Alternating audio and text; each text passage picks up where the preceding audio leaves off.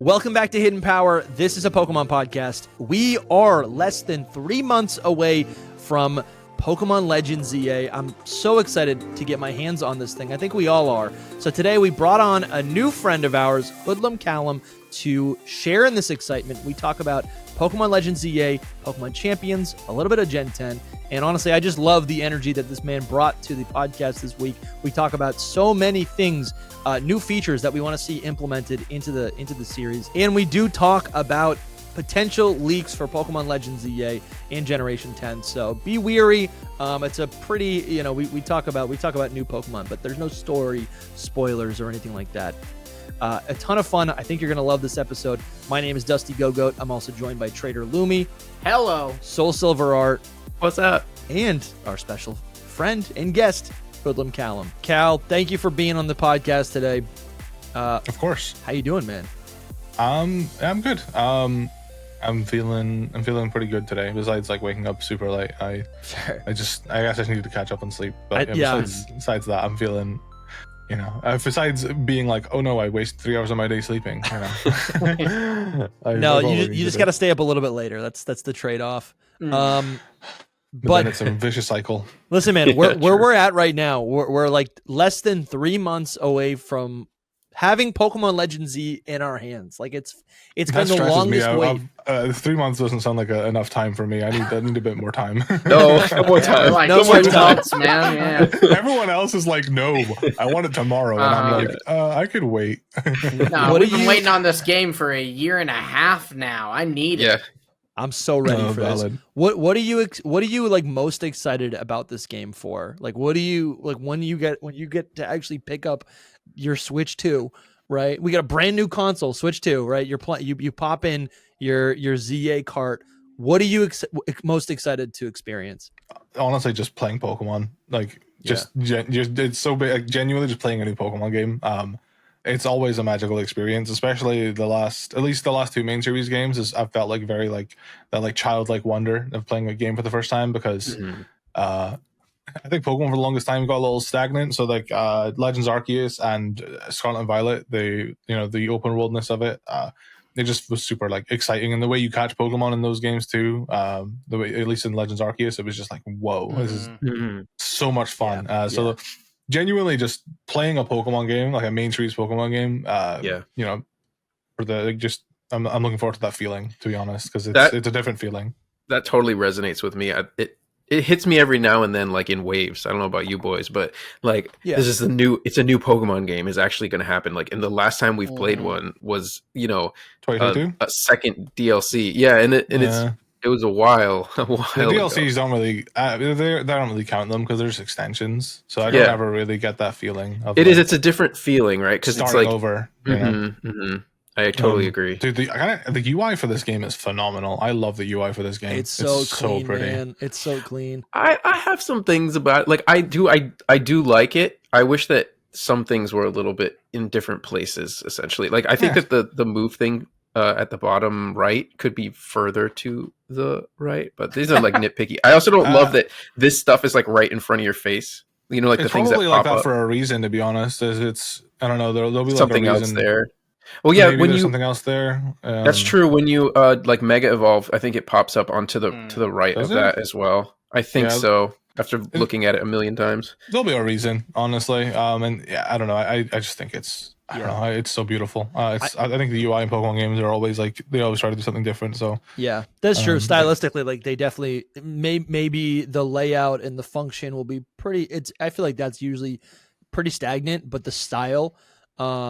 The art style, the shapes, whatever it might be, does change from region to region.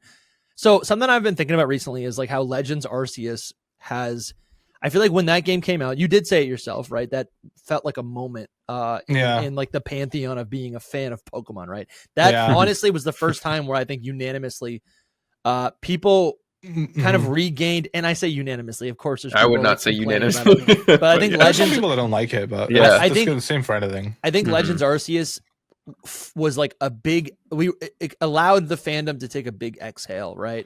I feel like we finally were able to have some confidence in the vision that Game Freak had for the franchise, and I think also Legends Arceus was also given to us kind of in a vacuum. And I think now that we're like 3 years away from it, because there were so many elements in that didn't even like carry over into Scarlet and Violet, the main series game. Now we're 3 years out from Legends Arceus. And even though ZA is on the horizon, I think a lot of us have forgotten about that feeling. And I'm literally just talking about like the magic of Legends Arceus. I think fans have forgotten about that. And when we were talking earlier about this, that episode's like on the Patreon right now. But like earlier we were talking about that magic of Legends Arceus. And I think, and the fact that we're like less than 3 months away from actually playing ZA, I'm thinking about it a little bit differently now. I'm thinking about how like, I don't think any of us are ready. I think this gameplay loop that I'm playing right now is so seamless and so smooth. And the conversation online has been about, Chikorita's lame and Mega Dragonite's stupid and the windows, and the taxis and the windows. But like, I really think this game is still this game is the future of Pokemon. And I think the real-time combat probably won't be the main focus in Generation 10, but I can see I can see this I don't know, just the blueprint of ZA leading where Generation 10 is going to end up. I mean, I think they're making a good call. I hope that the game does well, like Champions. I hope the game does well enough to where they keep supporting it, kind of like their Fortnite, if you want to call it that, like where it's like that is just where you go to battle now. And the graphics on it are like really rough right now. The game is really ugly, I'm not gonna lie. But I hope maybe they can improve it if they're gonna I hope it's like I think people are saying they don't know if it's free or not, or if it's paid, but I think they said there's gonna be no way to like, I guess, kind of pay to win almost. And I think if it's just cosmetics that you pay for, then that's fine, whatever.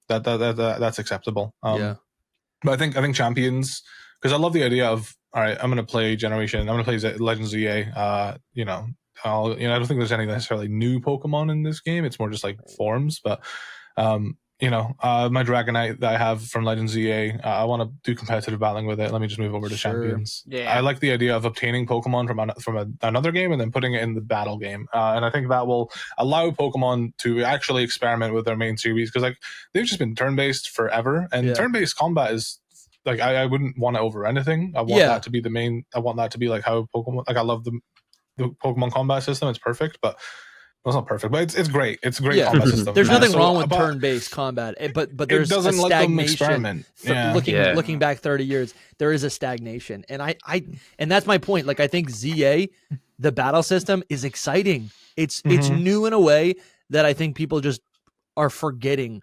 about, because it's actually so different from Arceus.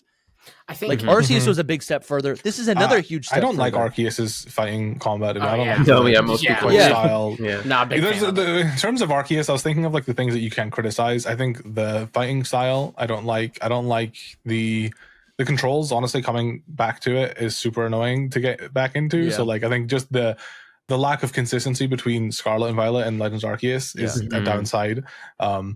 And I think I think Scarlet's got the more normal controller layout. I think ZA's might be closer to like a Breath of the Wild. Maybe the feel they were going for. I don't know. I think so. I think that the thing that's exciting about the ZA battle style to me is that, and if you look in every Pokemon game since honestly like Gen 3, you can see this. Pokemon wants us to just have multiple different ways we're playing with our Pokemon, right? Like, you can be doing the battles traditionally. You could be doing these new real-time battles. They do those things like the, what were they called in Sun and Moon? I can't believe I'm forgetting the name. Battle Royals. The Battle Royales. Raid systems. The raid contests, musicals, that stuff. Like, they just love having more. And I love that. Like, I love the idea. We're talking about, will this be it in Gen 10? Or will the turn-based, like, people are always asking these questions. I'm like, they very well could have a mode of both, kind of like you had the Let's Go system was how you did the Starfall Street thing. But then Scarlet you also had your traditional battles in Scarlet and Violet. That's kind of like almost like I just realized that's kind of like what we're doing here a little bit. Obviously it's a little more convoluted, but it was maybe like a hint to like, a little bit. Not an intentional hint, but like It's like a technical step in that direction. Yeah, they're just like, oh well, we've started working on this. We can just throw it in this game. Yeah. It's so funny. I heard that like with Sword and Shield, they didn't have Pokemon in the overworld, but like because of how well Let's Go Pikachu, Let's Go Eevee, like people enjoyed it. They were like, oh, I guess we should do that. Like, that's what I'm saying. Like these games are all iterative, you know. I know, they're just like, wait. Sometimes they listen to fan feedback. I don't know. For sure.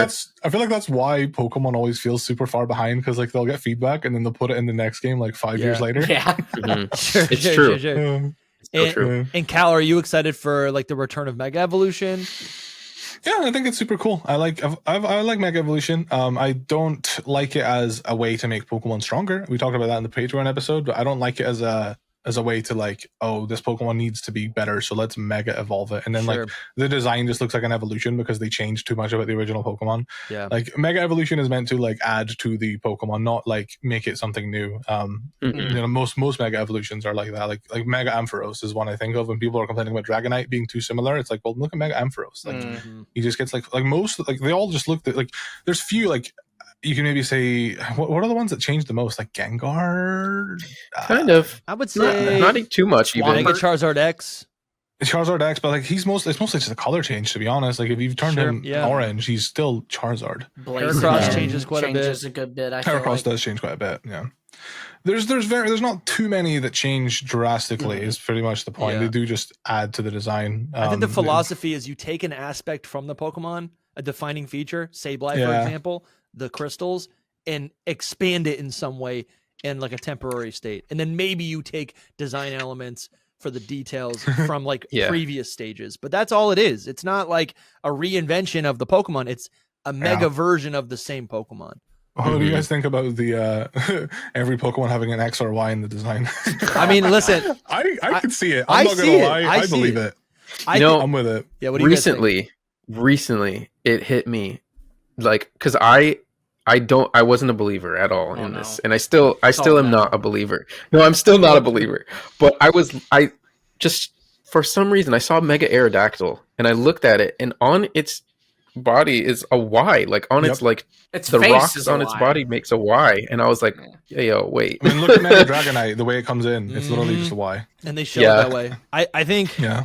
I think the rest are some of them are big. Some of them are stretchy. Abomasnow's an X. Like it's not like they designed all of them around this letter. I think it's just like the way that the Pokemon's posing, and like there's some. I think there is something to it. I think people are just taking it too literally and like just taking the piss. But I do think there's something to it. Yeah.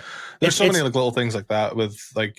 I don't know. There's so many weird things. This is something like it's just a design inspiration point, you know. It's maybe, like while we're designing it, is there any way to maybe incorporate this? I don't think it's that ridiculous. How can we pose it? Yeah, how can we pose it? Like Altaria is kind of like a Y a little bit, you know. Yeah. Well, I guess just for context, like I don't know. We always say it's like a ridiculous thought, but like the Pokemon games that Mega's debuted in are called Pokemon X and Pokemon Y, and guess what? The box legendaries are Xerneas and Yveltal, which start with an X and a Y, and both of those Pokemon literally are shaped like those letters, and Zygarde is shaped like a Z. Like it's not.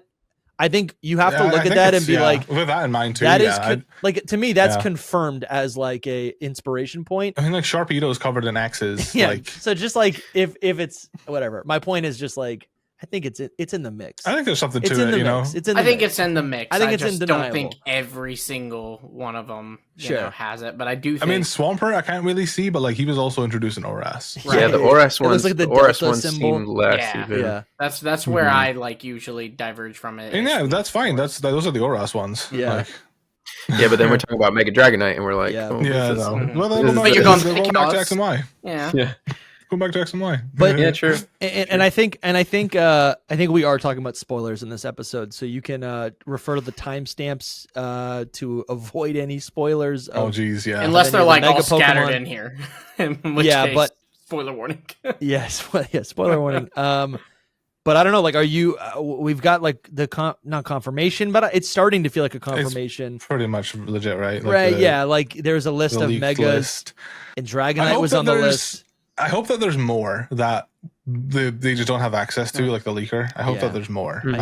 Maybe because I'm just big and greedy, but like honestly, I think 20 odd is a good number. And I like that I like that a good amount of them are Gen 5. I think that's exciting. Yeah, let's see the list because I don't really remember all of them, but I look at these leaks and then I do like look away from them. I try to forget them. I mean, I would look at the list instead of like these. I don't know. It's fine. Hey, listen, there's that Mega Scrafty I like. Yeah. Oh, wait, was there a Mega Greninja? Is that something that was... Yeah. Wait, why did they like retcon like Ash Greninja? Like, yeah. Right. What did bro do? Yeah, we're all asking that question, man. I'm guessing that, I don't know.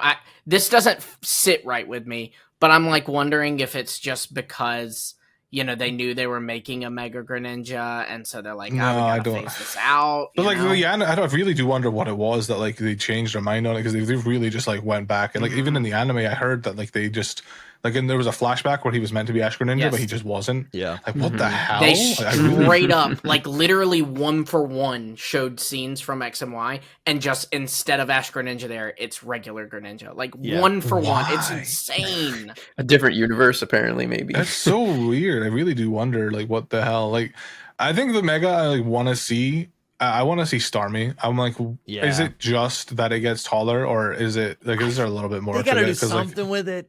They gotta do something with it.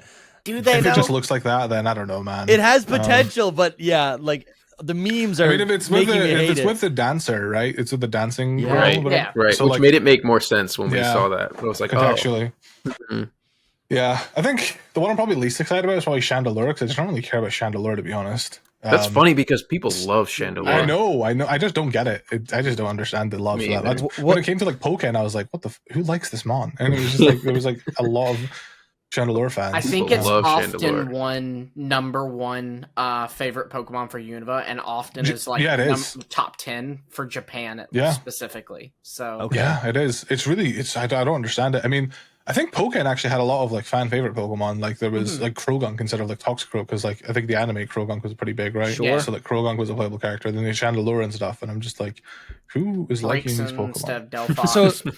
So something that I was thinking about is like, now that this was the leaked list of megas. Mega Dragonite was on the list. Mega Dragonite gets revealed, and a very like obvious detail, and it could just be a one-off, that like the Pokemon Company specifically like made it super clear. They were like, oh, Mega Dragonite looks like Dragonair, and obviously that was always something that was like present in the the original megas.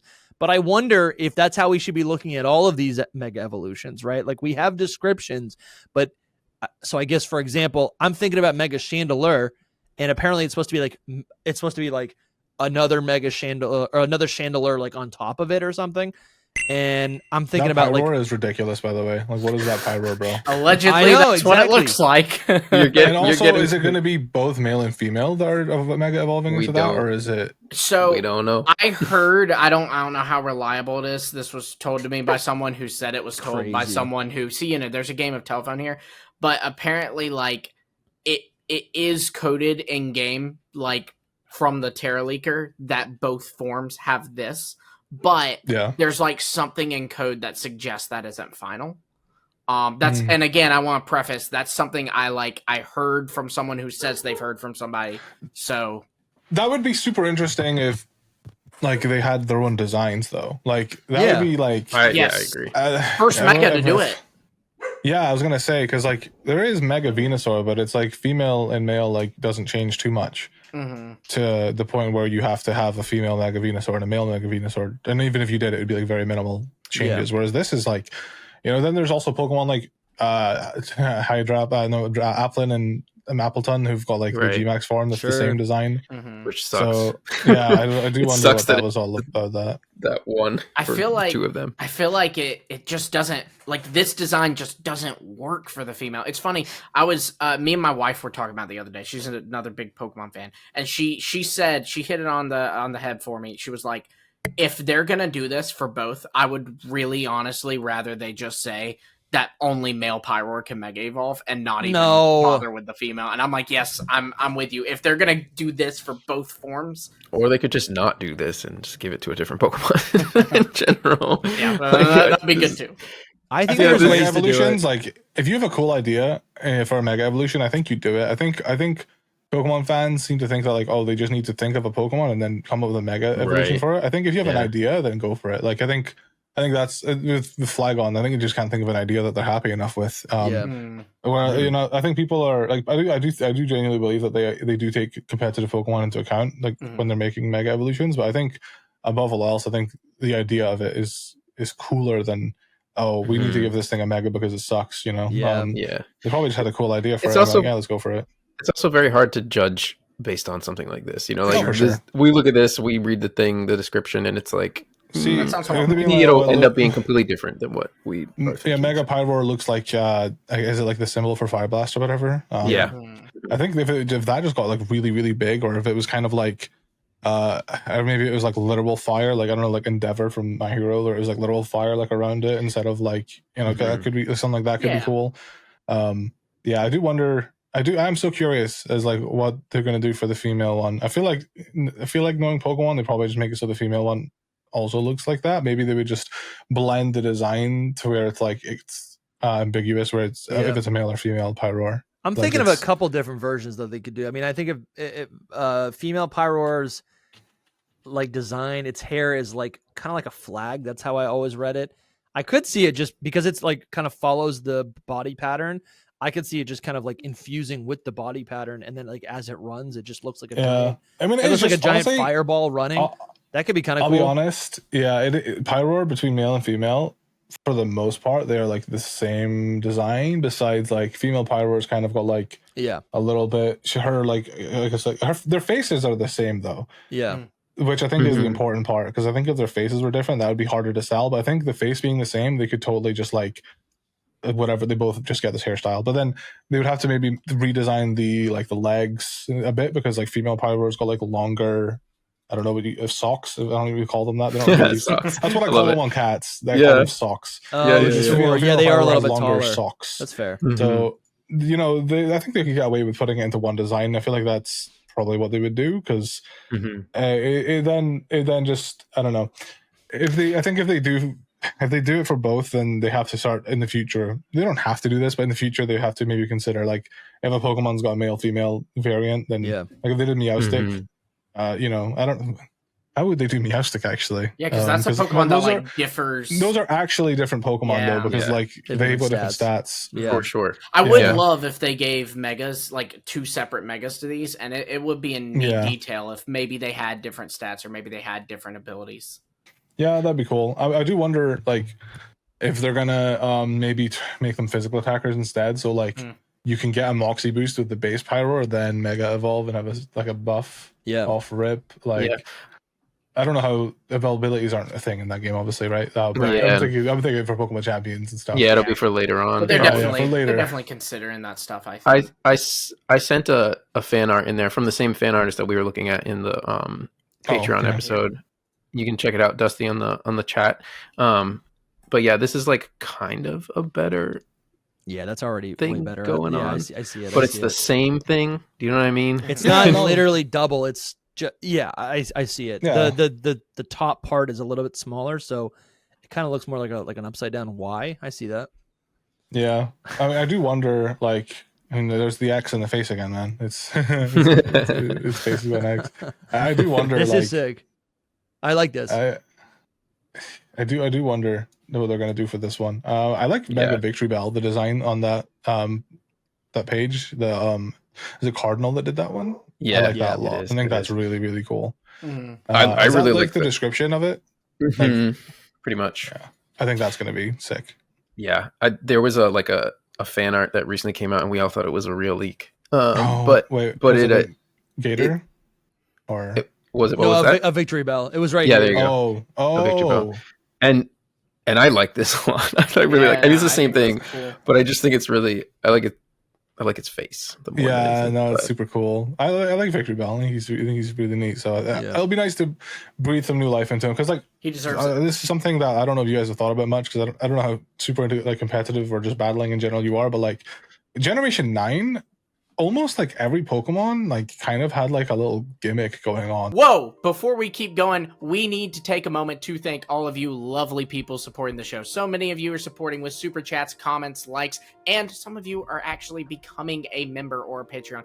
directly funding the show, and we want to thank you all so much. We want to give a special shout out to our mythical tier members: Ryan Amphosinus, Coronet Highlander, Chris, Adam Gibson, Tyler Low 15, Normal Guy, Astro Tempest, Sam Ross, Porygon A, Ball Guy, Doom Typhlosion, Brain Dead, Nicholas Taylor, and the Pokey Kid 01. He's turning blue, guys. He's turning blue. There's too many of you. Take a breath. We want to take a moment to shout out our Arceus tier supporters: SEH Art Gold, Lethal Randy, and Carson. And we want to give a Mega Evolve shout out to our Game Freak Inc. level members, Young Smokey and Bramtastic. Thank you all so much. Thank you guys so much for all the support. Not only you guys, but also you right now listening, watching, who watches every single week. And, obviously, big shout out to our Legendary and Box Legendary tier members. You guys are the lifeblood. And, yeah, we just appreciate everyone supporting every single week. Right now, you're watching this episode with Hoodlum Callum. We actually have another 70, 80-minute episode that is just for you guys as Patreon supporters or as YouTube channel members. So after this episode, definitely go check that out. That'll be up when you're listening to this. And yeah, just to keep it brief, if you want to support, if you want your name read on the show, there's links in the description to join the community, the Hidden Power Universe. $5 a month gets you access to all of our bonus episodes, which are forever available. You get access to the secret Discord, and there's a million perks in the secret Discord. There's like over 300 people in there. Battle League, live call-in show. You get 10% off merch, and we have movie nights. If you want to be recognized specifically on the show, mythical or higher tier is what you're going to be looking for, and we'll read your name on the next Hidden Power podcast. Thank you guys so much for your continued support. We are independent. You guys keep it that way. And let's get right back to the podcast. They had something to them that was just like theirs. Like Flamigo has like co-star, right? I don't think anything else gets co-star, right? It's a hidden ability. I don't even know what that is. Co-star? Yeah, basically when it comes in, it like just copies the stat changes of the ally. Like, oh, no way. Oh, that's wild. Yeah, so like if you're like plus, if you shell smash and then send Flamigo in, Flamigo also then just has shell smash. I believe. No way. I believe Wolf has won a regionals with Flamigo. Something like that. Yeah, he's definitely entered with it. I think he won. Yeah, that's weird because I haven't seen it around much. I feel like that would be good, but I'm not so into competitive. Flamigo just doesn't have the best stats in the world, so it's Houndstone has Last Respect. I think that's. I think some other Pokemon got that, but like Generation 7 was pretty similar, where every Pokemon every Pokemon had a signature ability. Something like I mean there's they do a better job of that, but that's cool. Glamora, she's got Mortal Spin. It's like her little thing that she's got. Toxic Debris as well. Toxic Debris. Wait, is that? Oh yeah, that's her ability, right? Yeah, I think. Oh my god, they gave her two things. I think they. I don't know why my brain's wanting to say they gave. It's just her. I just checked. It's just her. Wow. There's Earth Eater on Earthworm. Like every Pokemon in this game, there's Palafin's got his own little thing going on. Palafin's essentially just a mega form. Yeah. Reverum, he's a team star kind of boss guy. Bombardiers, she's got Rocky Payload, literally Rocky, just Bombardier's thing, Rocky Payload. I forgot about this. This is so cool. Yeah, and this is why they are thinking about competitive, Dusty, when they make these. But see, I'm not. Has something. See, you say competitive, but I'm also like, but it's also just makes them special within the game. Yeah, it does, but these are very, very like battle oriented. Think about it, things for strategies. But you can battle in the game. Is my thought. Yeah. Espathra has. I just don't think it's in a vacuum. I don't think like they're not thinking about competitive. I just think it's not like the competitive is the priority. The priority is the 26 million people who are playing the RPG and with their friends. I think they are trying to make competitive like an actual like thing. Yeah. And I think Wolf has done a huge he's done a good job of like bringing that to people. Like he's definitely grew it. And I mean even at the end of like Worlds last year they had like thank you Wolfie at like the end. That's crazy. Thank you. Crazy, dude. Damn, you know what? I didn't realize that Veluza gets nothing. Signature move. It gets Fillet away. Oh, true. literally every Pokemon like has something that's like pretty. Like even Wugtrio got triple dive or something. Yep. And then I was looking at Wugtrio and I'm like, Toadstool got my. Speaking of, he got Mycelium Might. Unfortunately. Yeah. Yeah, so like every Pokemon in like Gen 9 like has like just something. If not every, like most. And I just think I like that way of designing Pokemon. I think that's really cool. And I think you have to you don't have to, but I think it would be nice to bring something like Victory Bell. What does Victory Bell do? Victory Bell gets Chlorophyll and Gluttony, and his stats are pretty. He's a grass poison, which like who isn't a grass poison type in general? Right. Just there are like so many grass poison types. Yeah. Well, there's actually not that many. There's a But lot. they were gens, common. yeah. Venusaur, Victory Bell, yeah. Vileplume. If you had a grass type, it was. I think the only non-grass poison was like Tangela. Yeah. It's so stupid.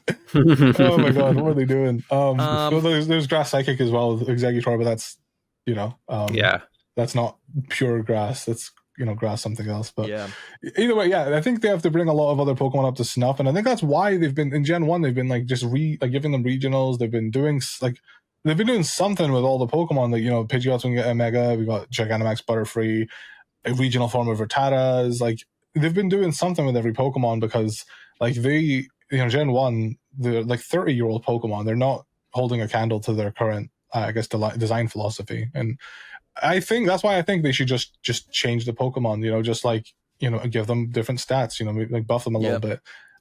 Give them different abilities. I don't think people are going to be mad if you get rid of like Gluttony on Victory Bell and give it something cooler. Give it Grassy Surge or something. I don't know, something that makes sense for that Pokemon. I mean, Gluttony makes sense for Victory Bell, but I don't know. Just you're saying with the Mega Evolution of Victory Bell.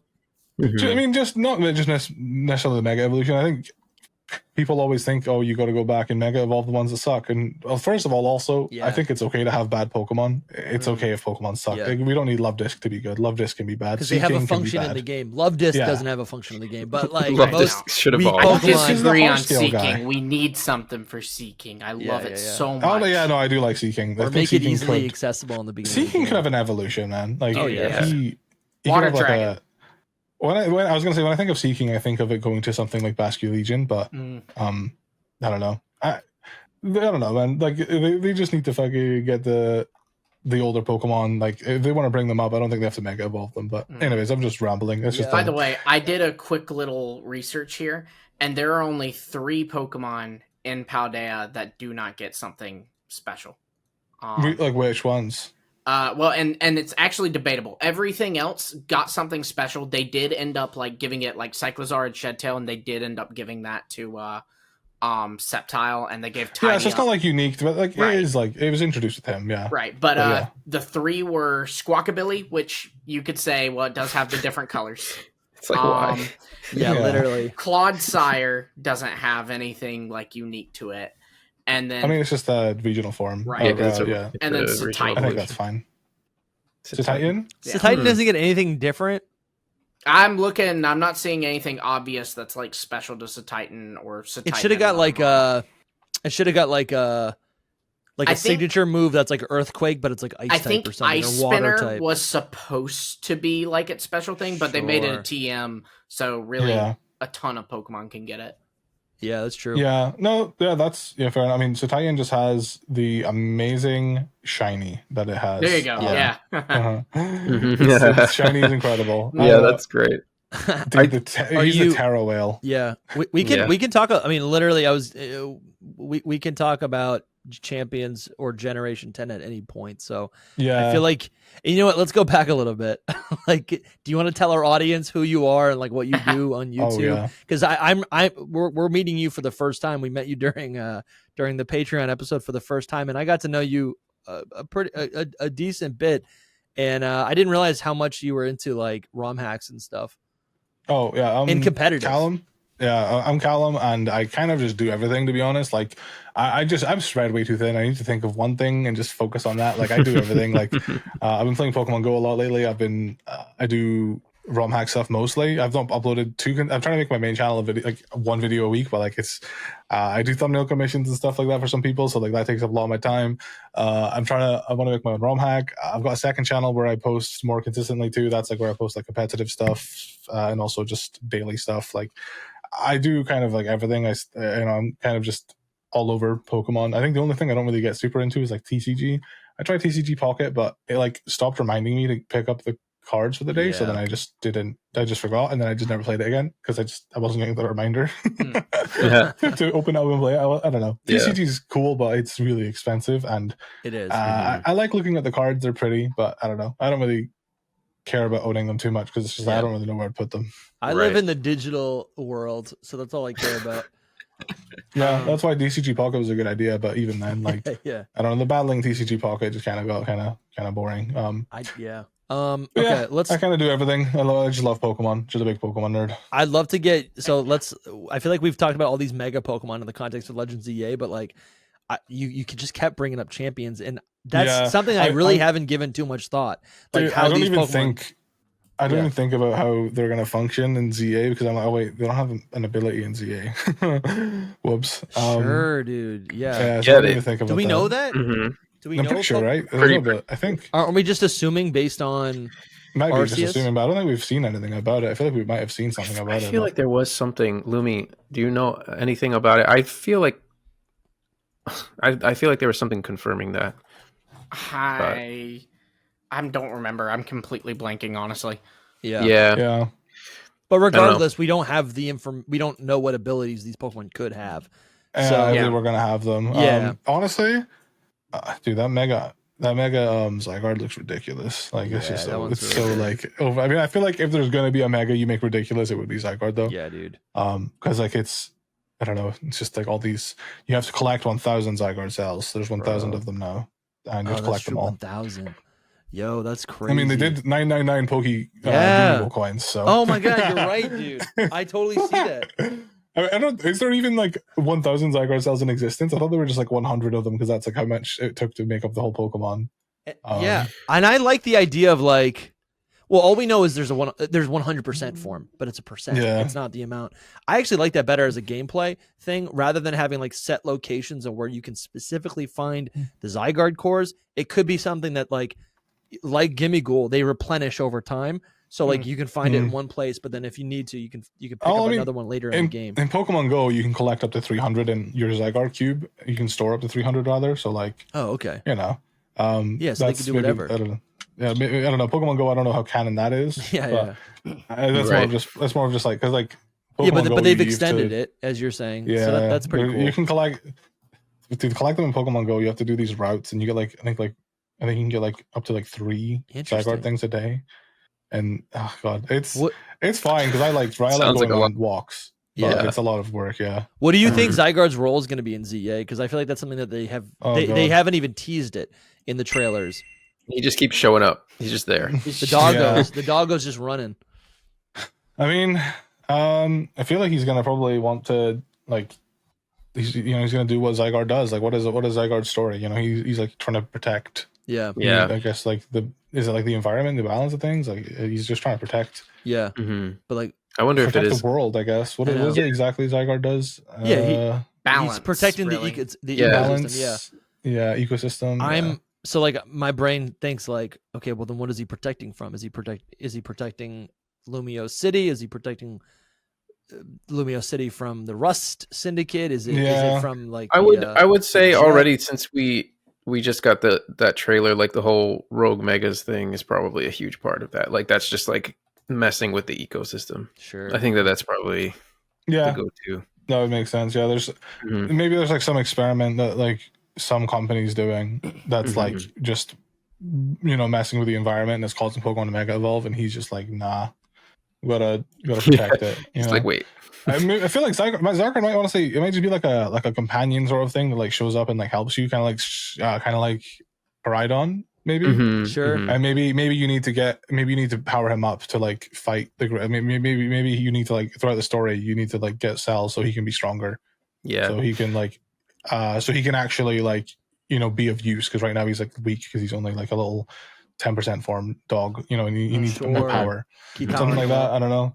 People also tend to forget that in Legends Arceus, like Arceus is not really Arceus is not really in the game that much until the very end. So. It's like almost like post game because like like I had friends that never even caught Arceus because they just didn't like. Didn't get credits rolled and they just put it down. Yeah. They never fought Volo.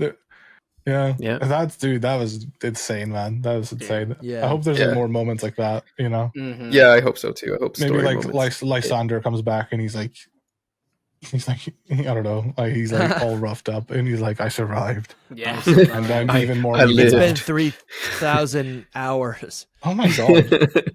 Yo, 3,000 Zygarde hours. 100% form has so much health. Jesus. I didn't realize it was I know 216 HP. It getting a mega is like one of That's the craziest really ideas Wait, ever. if it's the same as traditional megas, which is plus 100, it's about 808 base stat total. Yeah. It's Yeah. Oh my god, It dude. would I literally don't be even so know. powerful. And maybe I they wonder, nerf it. Like maybe they nerf base Zygarde to kind or the complete form Zygarde to kind of that way the mega is, you know, a plus 100 from a lower number, you know. To be honest, like 100% the complete Zygarde isn't that crazy. Like it's because the thing is it only shows up because of power construct. So you're 50% form. I don't know how it'll function in this game because abilities aren't here, but in main series when you're battling, it's 50% form Zygarde, and then I think once you get to half health, it's like, oh, there's like a presence or something like that, and then you become 100% Zygarde. You get some health back because your base stat doubles. yeah. So you get like some of your health back, and then you can, you know. But the thing is, 100% Zygarde, it's not that much stronger. It's a little bit slower. It's got a little bit more special attack, and its HP's doubled. Its attack and special attack it's a special attack's higher. Yeah, its attack and defense are the same. Like it's not in terms of like actual strength. It's not that much stronger, at least based on its current. Sure, it stats. just gets a bunch of them. HP. Yeah. Oh, it I literally see. isn't that much stronger. So like, just That's a bring good your best read on ice it. type. That is a good read on it. Yeah, so they could bump the Just attack. bring your best ice type. I sharded it. Yeah, wow. Yep. I didn't even notice that. It just gets. It's kind of a mega form in itself. Like the 50% form. If the Snake Zygarde is your basic Pokemon, the complete form is just it gets 100 BST in HP. Yeah, because you don't ever walk into the battle with complete Zygarde. You just get Power Construct 50% Zygarde, which I forgot about till now. But yeah, because I looked at it, its only ability is Power Construct, which is Power Construct is unique to Zygarde. When Zygarde 10% or Zygarde 50% form falls below half HP, it changes to Zygarde complete form. Okay, so it can be 10% form too. Yeah. Complete form has higher base HP than the other two forms. Its HP also restored with the same amount of its maximum HP increase. So yeah. Yeah, because I also haven't looked at like any story leaks. Like I think this Mega Zygarde could also just be a story boss. You know, like a Turnamax Eternatus. Exactly, and you don't. That'd be capture cool. it. That would be cool. I mean, like, God, I just saw the flower on that one. Is that like part of the detailed designs or? Yeah. It's not technically. They say so he's a lot of holding these a story spoiler. Yeah, a lot of we're these assuming it's they're assumed, which is kind of good because then you look at it and it's not exactly what it's going to be. Like a lot. No, for sure. I mean, they're stuff. never. I think it's really cool. You can give people a design and like description, and then people will come up with different ideas. They look so different. Yeah, shout out it's to really cool. That sounds like a True Green 7 video. Pretty much. Yeah. I think it's fun to like with what we were just talking about. It actually connects it back to Champions a bit with like maybe if we do get a Mega Zygarde like that, all of that is important in Champions, but not as much in Legends ZA. Like what are they going to do with the Mega Zygarde in Champions? And like, so do they, like Lumi said, do they nerf 100% Zygarde or possibly Zygarde in general? They nerf it in Champions, or do they just leave him as he is? Yeah, I'm curious. That kind of stuff. 50% form Mega evolves, and it's just the normal 100% complete form that we have. They don't make a new design. yeah. It is weird to think like because it's like you said, it turns to 100% form in battle with the ability. Yeah, right? So, I think they'll probably have to change that for ZA. I don't know if maybe they'll just change how Zygarde functions. To be honest, I think they'll hard code it in. Cherum was how it that functions way. right now is I don't know how it functions right now is kind of meh. Like Zygarde complete was never, as far as I understand it, has never been particularly like oppressive in battle. Like because it's 100 base attack, which is 10 more than Scrafty, which is not like Scrafty's attack isn't. It's 90. It's okay. It can work with Dragon Dance, but it's not like deadly, Right. So the HP is nice because you get health back and it's like a free citrus berry, and you can also have an item and having your item be free is nice. For sure. I'm just wondering if how they make it work. Like, does it you're either 10% or 50%, and that's the one that mega evolves. And then 100 is not even in the. I think that might be how they do it, because 100's not even in the picture. So like all of its stats or whatever are not part of Mega Zygarde stats. Maybe, yeah, it might. I don't know. It's hard to say. I mean, total speculation. I feel like if they did 100%, like 100% form plus mega, it would like.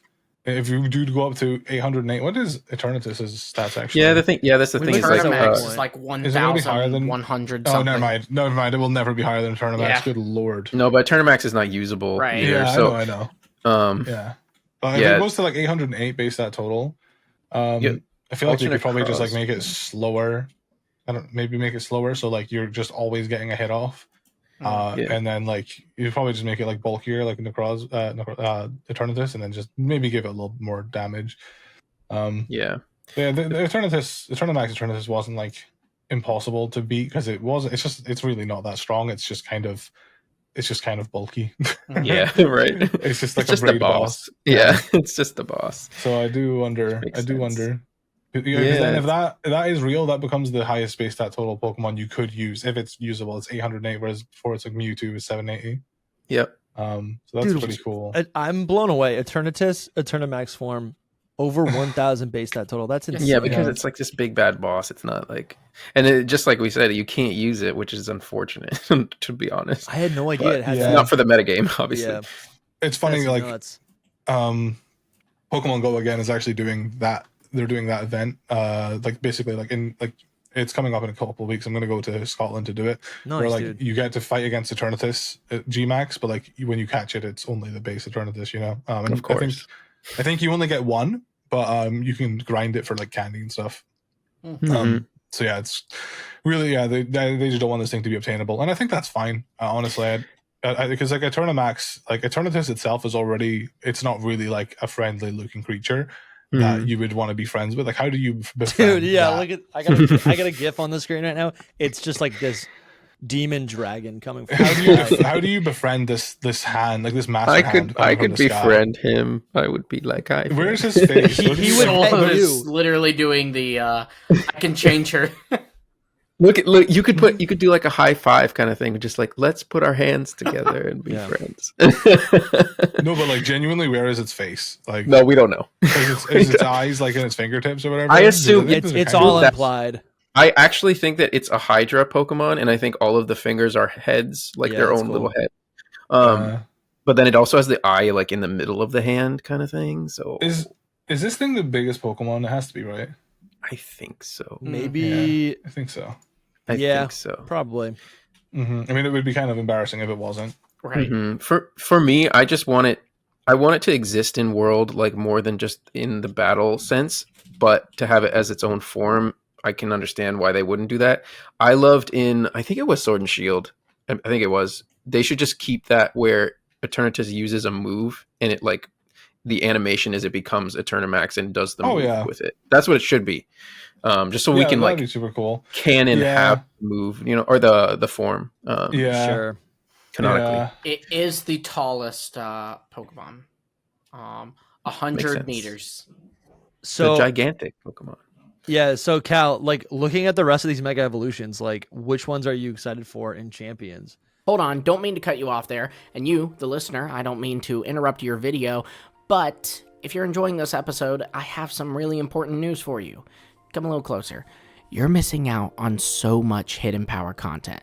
That's right, we actually have a secret show. The three of us, me, Dusty, and Soul, have a secret show called Secret Power. It's so aptly named, where we talk about more Pokemon and also just stuff going on in our lives, stuff that we have interest in outside of Pokemon, like Disney, Star Wars, Marvel, those kinds of things. All of this exists with over 48 hours of content, and you can access it. How do you access it, you might be asking? Just by becoming a channel member or a patron, which you can do for as little as $5 a month. We do have other tiers that can give you some other perks, but for as little as $5 a month, you will get access to Secret Power, our show, with, again, over 48 whole hours. That's 2 whole days, no sleeping, no eating, no pausing the video. There's so much. You can see the full details of the perks by clicking the links. check it out. I'm telling you, there's so much hidden power content that you're missing out on, and I just don't want you to miss out on it. I'm doing you a solid, man. But yeah, I'll let you go back to your episode now. Again, check out the members or patrons page to get access to secret power. Are there any that stand out to you? Oh, or Eternal ZA, Float. whichever. Eternal Float. I'm super intrigued by because I've been messing with Eternal Float like forever. Like back in X and Y, it was in the game's code, so I used to hack it in, play with it. Sure. I remember doing free for alls with it, and then eventually I think they updated the game to where you can't bring illegal things online. So I was tried to enter a battle with it, and it was no, you got something wrong with your team, and I was oh damn, they've made it so I can't mess around online. I can't do illegal things online anymore. But that's why it basically has the stats. It has 551 BST. Oh yeah, it's similar to Florges. It's pretty good. Oh, it's one below Florges actually. Florges is 552. Yeah, so that's cool. But its stats are distributed differently. It's faster than Florges. It's a little bit. I think it's just a physical bulk. It's a little bit. Yeah, it's a little bit less HP. It's got more special attack. Yeah, I don't know. I mean, the thing is, these stats for this Pokemon, they might not even be what we get because this Pokemon, it was in those games and then they redacted them. So it literally just might not even be Sure, they could change it. I don't even. Can you even have this in Pokemon Home? I don't think you can. No. Right? I think people used to have it in Pokemon Bank for a while. Yeah, but yeah, this thing is clearly been redacted, so genuinely might just they might just change it. Completely. I think Pokemon can do whatever they want. They can change things as much as they want, and I think they've been getting a bit more bold and a little bit more experimental. And I think there was always this oh well, they won't change the color of the shiny because what if that's someone's favorite shiny? But honestly, from game to game, they've kind of been changing shiny colors a little bit lately. I mean, even if it's unintentionally because of shading in that game, maybe it just looks different because of the lighting of the game. But I think they're more willing to change things. I think they could definitely change Eternal Float here. They could change how Zygarde works altogether. They could be okay, scrapping Power Construct, or maybe just change how Power Construct works. You can have Zygarde 100% just as a Pokemon and also Mega Evolve it. They might just do that. They might just rebalance its stats, maybe make it not go so crazy in 100% form. Because I feel 100% form also already feels like a Mega in itself. Yeah, it's crazy. Yeah. It's crazy. Yeah. I think overall it's just exciting to be able to use these Pokemon in battle. Yeah, for sure. After all these years. Yeah. I mean that's the assumption, On YouTube, X and Y was my first game I played that was the new game. Sure. It was the first I guess hype cycle I was a part of as a YouTuber. I was technically around for Black and White too, but I didn't really. I was okay, Black Huron, whatever. He's one of my favorite Pokemon now. But at the time, I was Black Huron. Okay, I don't care. Yeah, I didn't really care for Black and White 2 at the time, but X and Y. I remember all the mythical really Pokemon that were locked away, dude, in X and Y. I remember. Oh my god, you have to be there. People found it because I think it was in the code. There was these names, and then when you tried trading. They're what the hell is Hoopa? You try you go to the GTS, and you type Hoopa, and it would come up. Do you remember seeing this Floette? What about was Deontay only in Generation 7, or that was in the code? Gen 6. It was in the. She was obtainable. There was a gift Pokemon, I think, for X and Y. I think. I thought it was in Sun and Moon. It was in Oris. Was Diancie? Was it? It was only in Oris. No, was it? I thought it was a X and Y Deontay gift. You could get Diancie, of course, in X and Y, but Mega Diancie was Oris only. Oh, Mega Diancie, yeah. I think we're talking regular Diancie, Mega. Yeah. It was just I remember it being in the code. I was definitely watching YouTubers. Prison Bottle. Oh yeah, I hacked everything in. All these guys that were available. Pokeball, do you remember? Because Hoopa was there, but then do you remember Hoopa Unbound? Hoopa Unbound. That was probably an ORAS. He was in the ORAS demo files. There was a really tiny image of Hoopa Unbound, and people were like, "What the hell is this?" Yeah, it was this tiny I'm sad. Yeah. I'm sad I missed a lot of that. That was a time where I just was not paying attention to any of this. No, there was it was this tiny little image. I wish I had it because it was you couldn't really even make out what it was. Yeah, it was a little sprite of it. It was probably right here. But it was a lot lower quality because it was ripped from the ORAS demo. Right. It was that kind of image, a lot smaller. I think if I remember, it was that image, but a lot smaller, those ones right there. Yeah, it was that, but a lot smaller, and you couldn't really make out what it was too much. I remember that being ripped in the ORAS demo. Oh my god! More recently, you were probably around for this. People thinking that Meltan was a placeholder. Yeah, that was wild. yeah. Oh, dude, Yeah, It was such a weird we were time. so convinced he was a placeholder, and I was just like, "Oh wait, that's so cute." What? So This is half This is from the Terra League. a I half think. bound Bound. form of Hoopa. So it's like I love it's that. unbound, but it's like he's like tucked in, so he looks more like a genie. I love That's that. so good. Dude. Hoopa Unbound is like they put all the. If you look at his Hyperspace Fury and Scarlet and Violet, bro, like they put all their budget to that game, like that move, like his animation In for that that sense, they put all the budget into the Hoopa into that is specific move. He's incredible, dude. He's so cool. I've grown to really enjoy just Hoopa as a Pokemon in general. To be honest, like I've really have grown to love him. That's something that I think on the Legends image of... from the demo. Oh, let me see. I said, Oh, did you find it? Yeah, I got it. Hold Hoopa on. form. Oh my god, you did. Let's see. I think Yeah. See, now that Accepting you the know cookies. the Pokemon, it's easy to tell what it is. But like back then, it was like tiny, and it wasn't like scaled up. It was just really small. Oh, right That was here? it. Yeah. Yeah. Yeah, you see that, you're like, what are we People were looking calling at? it Mega Hoopa. Yeah. I Which mean, makes that's not sense. a crazy assumption. logical. Yeah. And honestly, I think it fits as a Mega Hoopa. Wait, look at that based on video what- that's attached to it. Like, if you look at the video that's attached to it, like, it's literally like it changes form with the like they were just like it was like someone like hacking the ORAS demo. It's like I don't know, they were like changing the form of it, but like it wasn't actually showing what it was yet because it wasn't like fully in the game. Weird.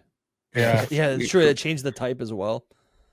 That's Mhm, wild. yeah. So I think that's an opportunity for Legends EA. Another thing that people forget about in Arceus is that it was actually a game that gave us access to so many mythical and legendary Pokemon in world. Like it was the first time we could actually go out and hunt for mythical Pokemon, finding Shaman, finding Manaphy, right, in the wild of the Sinnoh region, like the ancient Sinnoh region. It is like really special. I feel like it, for me at least, the first time I was able to enjoy a lot of these legendaries and see them as Pokemon was in Legends Arceus. So in ZA, I'm half expecting a lot of these mythical Pokemon to like show up as, you know, I don't know. I want there to be side quests for me to like discover a mystical Surely there lamp will in an alleyway. Yeah, I don't want to Surely. get Diancie just from like a guy giving me Diancie. I Yeah. want to like for sure. I want to chase Diancie down in a side quest, and Dude, absolutely. and you know, We I are think there will assuming be. Legends Arceus had that for all the. right, but it was for the legendaries. It was for the mythicals. No, the mythicals the all had side mythicals- quests. The mythicals They had do side there. quests. and They Shaman. did, but they were still like events, which is fine. I don't I think don't so. mind them being What do events. you mean events? Like I think you had to Shaman have save was data and stuff. was Oh. Shaman in the game like base game, or was it part of the save It's data? part thing? of the save data thing. The Oh. Yeah, but only that- one that Okay. was the but that base still game is was in the Manaphy. world. That's still a way Okay, to yeah. get it in the world, though. Yeah, you like know? I can get Right, it to right. this day. It's not like a I mean, mystery. it's better gift. than BDSP just handing you Giraffe. 100%. Yeah, that was 100%. What I'm thinking is that they're just like in the post game of the game, because the thing is with Kalos, I think they with their are. decks, there's no legendaries. There's like it's just Xerneas, Yveltal, and I mean, it's fine if they're post game too. I just want there to Yeah. be a little bit more going on than just like 100%. you get given it, or you're Yeah. like maybe. I think if you just walk up to it and it's there, I think that's okay as well. But like, I think if there's a little bit of a trial beforehand, like you've got like go through a cave that's really taxing or something. Dude, you're Mhm. able Like, to just see these something. Pokemon in the habitats that they, Yeah, that they yeah, live in. yeah, That's, yeah. I think, special. That's like what we've always wanted.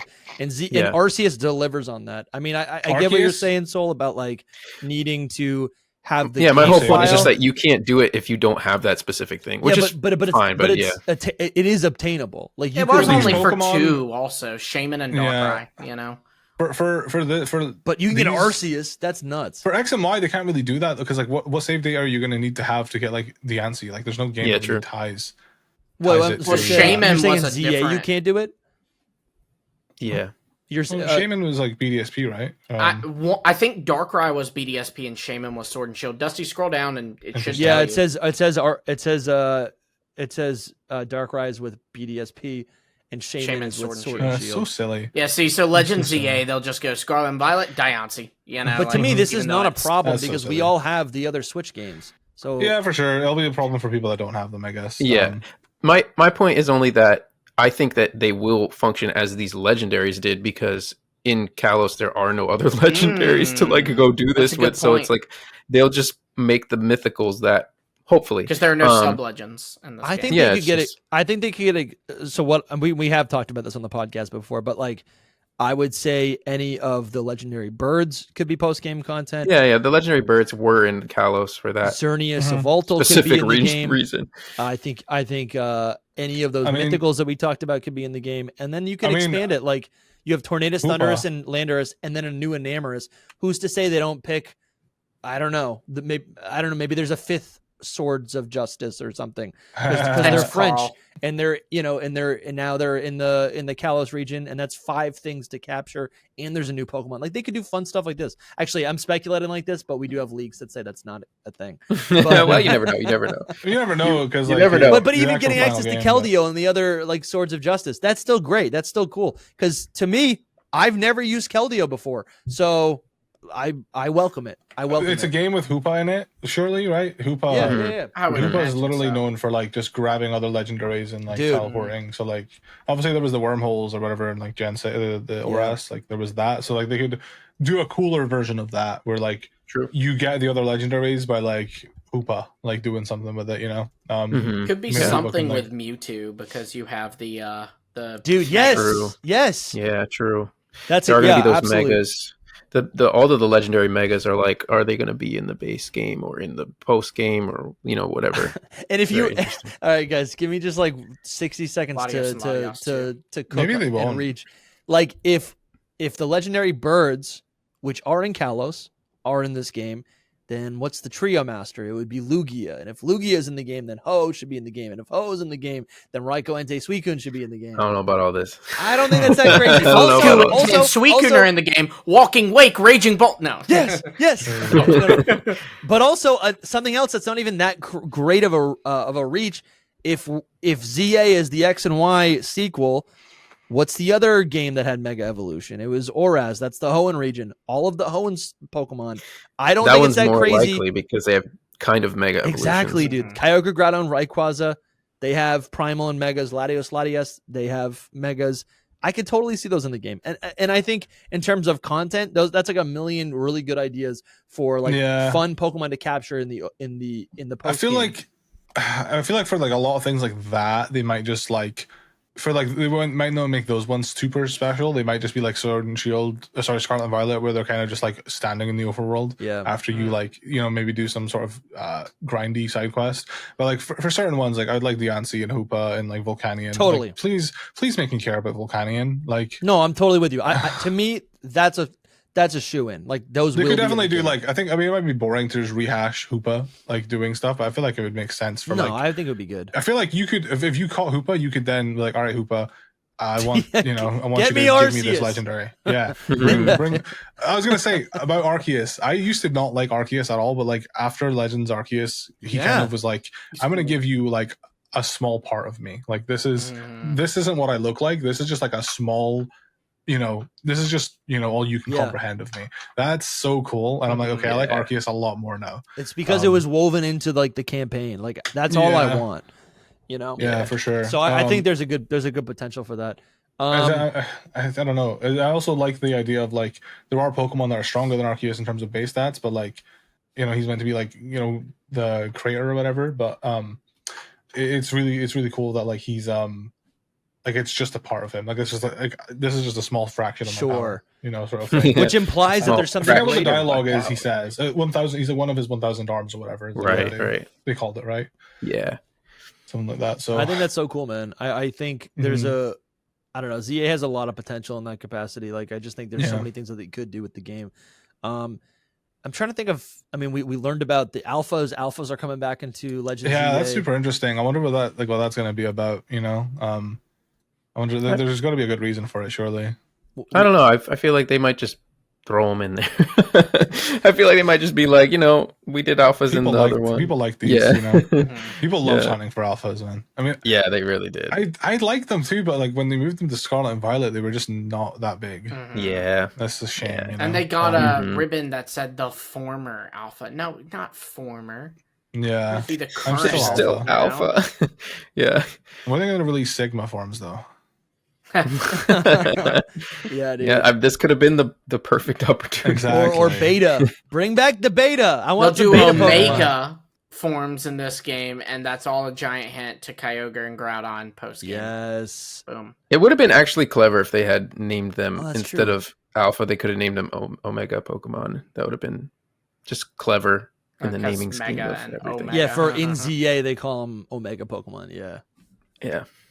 Dude. Yeah, I saw the there was like some customization where like I think it was the hair color. I was just gonna bring that up. Scarlet and Violet or something. I think that's really cool. Oh, yeah. I know what you're talking about. Oh, I didn't see that. Yeah, it was like hair color or clothes. It was like scarlet colored and violet colored. That's fun. Mhm. That's really cute. You know, like I like that. Do we think there's going to be like the last few games they've been doing this thing? I mean, maybe it's just because of the nature of Legends ZA and how that's going to work, but like they've been doing this thing where like the previous games, I saw there was a theory that like the poison type guy was like Kieran's like dad or his uncle or something. Mhm. I feel like that because like I don't know, they've been doing this thing where like the character you're playing as is like from the last game, like they come from the last game's region. Like it was the Sun and Moon, you were from Kanto, and the last game was like Let's Go Pikachu, Let's Go Eevee, and then like is there a game where you're playing as that one will be broken because Let's Go Pikachu and Eevee came out 2 years after Sun and Moon. Yeah, maybe it was like, yeah, I think I'm just thinking backwards because there's like a lot of references. Like you get Lieutenant Surge's signature, I think, as I think there are. I think Game Freak, because they're developing so many games at once in like conjunction, there are references. Yeah, I don't. Penny's DLC, Penny's dad in the DLC, the last game, and then Penny's in this game. Like I'm wondering if there's going to be like anything like that from Scarlet and Violet. And I think like Kieran's dad or whatever, or whoever that may be, could be Kieran's dad. Those are really fun Easter eggs. I just think it's difficult to like use that to like predict because it's like I'm not trying to predict. I'm more just like, do you think they'll do something like that from Scarlet and Violet? So. Probably, where like there'll be something because they always. It seems like they always grab something from the last game. Like I said, Sword and Shield. They took. I think you're from Galar in Scarlet and Violet, right? You are from Galar. Is that true? I have no idea. I think the player character's from Galar. I might be insane. No, you might be right. I know maybe it is Luke and Toby. They were on in February or maybe March, and they were talking about this theory they had come up with, where basically you can like make connections that the Rotom Dex eventually became the Rotom phone, and then the Rotom Dex was started by Clement in the Kalos region. So it's possible that the Rotom phone company is headquartered in Lumio City, and then Nemona's parents in Scarlet and Violet work for the Rotom phone company. So there's been like theory of like, oh, maybe it's crazy. You know, that was all Luke and Toby, but they said maybe her parents will pop up here. Yeah. Luke was on that one. Yeah, I think it's more hinted, but like your mom's talking about having a cuppa, which is a British thing, and also like there's school vet. The school vet is I think you're right. I think it is. Usually that's enough to convince me. I am like 90% convinced that the Rust Syndicate guy, Corbeau, is related to Kieran. Is related to Kieran. And I think so. I think he's related to Kieran. I think so because I mean those are really popular characters as well. Yeah. I mean, obviously he would have been in the works, but this guy, he's got to be like. I mean, also they look very much like the trio from Gen 9, the poison type trio. Loyal 3. Yeah, he looks he looks like Pheasantipity, honestly. He's like from the gold eyes is what does it for me because like who has that? You know what I mean? Yeah. For me, it's the what was it? I feel like Kieran's like the way he like sweeps his hair back, and I forget exactly what it was. He pulls his hair back and does it like in a bun or whatever. There's nothing about his parents, right? Or his like Kieran's parents? No, so in the game they live with their grandparents, I think, and they say nothing about their parents. There's a picture of their parents, I think, in Carmine's room. Yeah. But you I don't know if you can't make it out. Click it and it says this is their parents. And I think it's just the mom. I think it's just her mom too. I don't think it's the dad. See, this kind of stuff just adds to it to me though. You know, like that they would omit the dad and now here's a guy that we're thinking could be the dad. It's like, come on. My thing is he old? Is he old enough? Is the way? But you know how it looks. How they look is hard. So. Sure. He looks like I'm not even thinking he's like a parent. I'm just thinking like he's loosely related. A relative. Yeah, a relative. And I think above all, like I look at these. I don't know. When Game Freak wants to be heavy-handed, they are. Like in Legends Arceus, all the characters that were like references to previous characters, that was super intentional. They functioned like regional forms for Pokemon, and I don't know. Like I think it's cool that there's like little hints and whatever, or little connections between this guy and Kieran, or maybe some other people. But I think because they are loosely connected, that's what it is. They're loosely connected. It's not apparent. It would just be like, yeah, this is kind of reminiscent. Maybe like it's fuel for the fire, and I do think Game Freak wants to fuel us. We do free promotion for them. I think it might be similar to like how you're talking about how in Gen 2 they wanted you to look around and like try and hunt all these rare Pokemon. And maybe like people responded positively when we have redesigned, you know, we've added characters that are related to other characters, you know, like Legends Arceus, like people were like Emmett. Everybody loved Emmett being obviously that is just the guy, you know. I had no idea who that was, by the way. When people were like freaking out, like, "Yo, it's Emmett," and I was like, "Who?" Yeah, I felt the same way. I genuinely had no idea. I did not play the battle subway. Right. I thought it was like a relative, not actually them. But people love it. People love when they do stuff like that. Like they've been doing it a lot. Like even with like the DLCs, like Rose. I think I don't know if it was Rose related to the DLC one guy. It's really good that they're doing that because fans love it, right? So like hopefully they do it all in general. But to answer your question, it's Rose's brother, and but then they also tie it into Scarlet and Violet because that guy is Penny's father. Well. That's so weird like, to think about. Yeah, it's like a crazy. We're all family, I guess. So I think it's fun for world building because I think world building. All I ever care about is just like I like the connective tissue between whatever's in one game to be connected to like another game. I just want in my mind, I want Game Freak to make me just remind me that like while I'm playing ZA in Lumio City, maybe give me like I would love a couple hints or references to like other places in Kalos, right? Yeah, when surely there'll be that, you know. You hope. I wonder like if there's going to be like any relation to like Tierno and like the rival girl. I'm so bad with names, by the way, so I don't know their names. See, that one feels that one really does feel obvious. It doesn't. I don't. They're dancing. I don't know if they're just maybe she was like maybe she like looked up to him or something. Maybe he. So. That's how I'm. But the thing is, they do look alike as well. Do they? To me, when I see her eyes, like I see Tierno. I see it. Is she maybe like a little sister? Did he have a little sister? Or I mean, we don't know. We never saw his house. We saw Trevor's, but not little sister. Sounds good. And then Naveen, it might literally just be like a family friend. Like, and she just. It's definitely possible. I'm also thinking, you know, y'all remember back and well, I guess y'all won't. I don't know your age, Callum, but these guys are older than me. When I was in middle school, all the guys did the freaking Justin Bieber hair thing.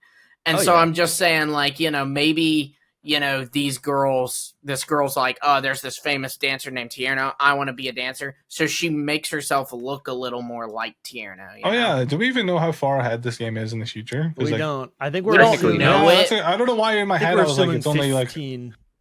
Yeah, I don't know why I thought it was maybe like 3 years. I don't know why I had that in my mind. When they've done time skips in the past, it looks like it's longer than that, just based on. I think it might be like based on like literal time. Like it could be like 12 years, just like based on. When they've done time skips in the past, it's literally been the same distance from when the two games release. Yeah, like Gold and Silver to, you know, or Red and Blue to Gold and Silver, it's like 2-3 years. Black and White to Black 2 White 2, same 2 years. And then I think even like when Sun and Moon came out and Mimikyu was introduced, there's like a hard reference, or I think it all matches up that Mimikyu is literally not Mimikyu. What is it? Or I guess it's Red. Yeah, Red is 20 years older than he was in Red and Blue, which would make him like 30 or whatever.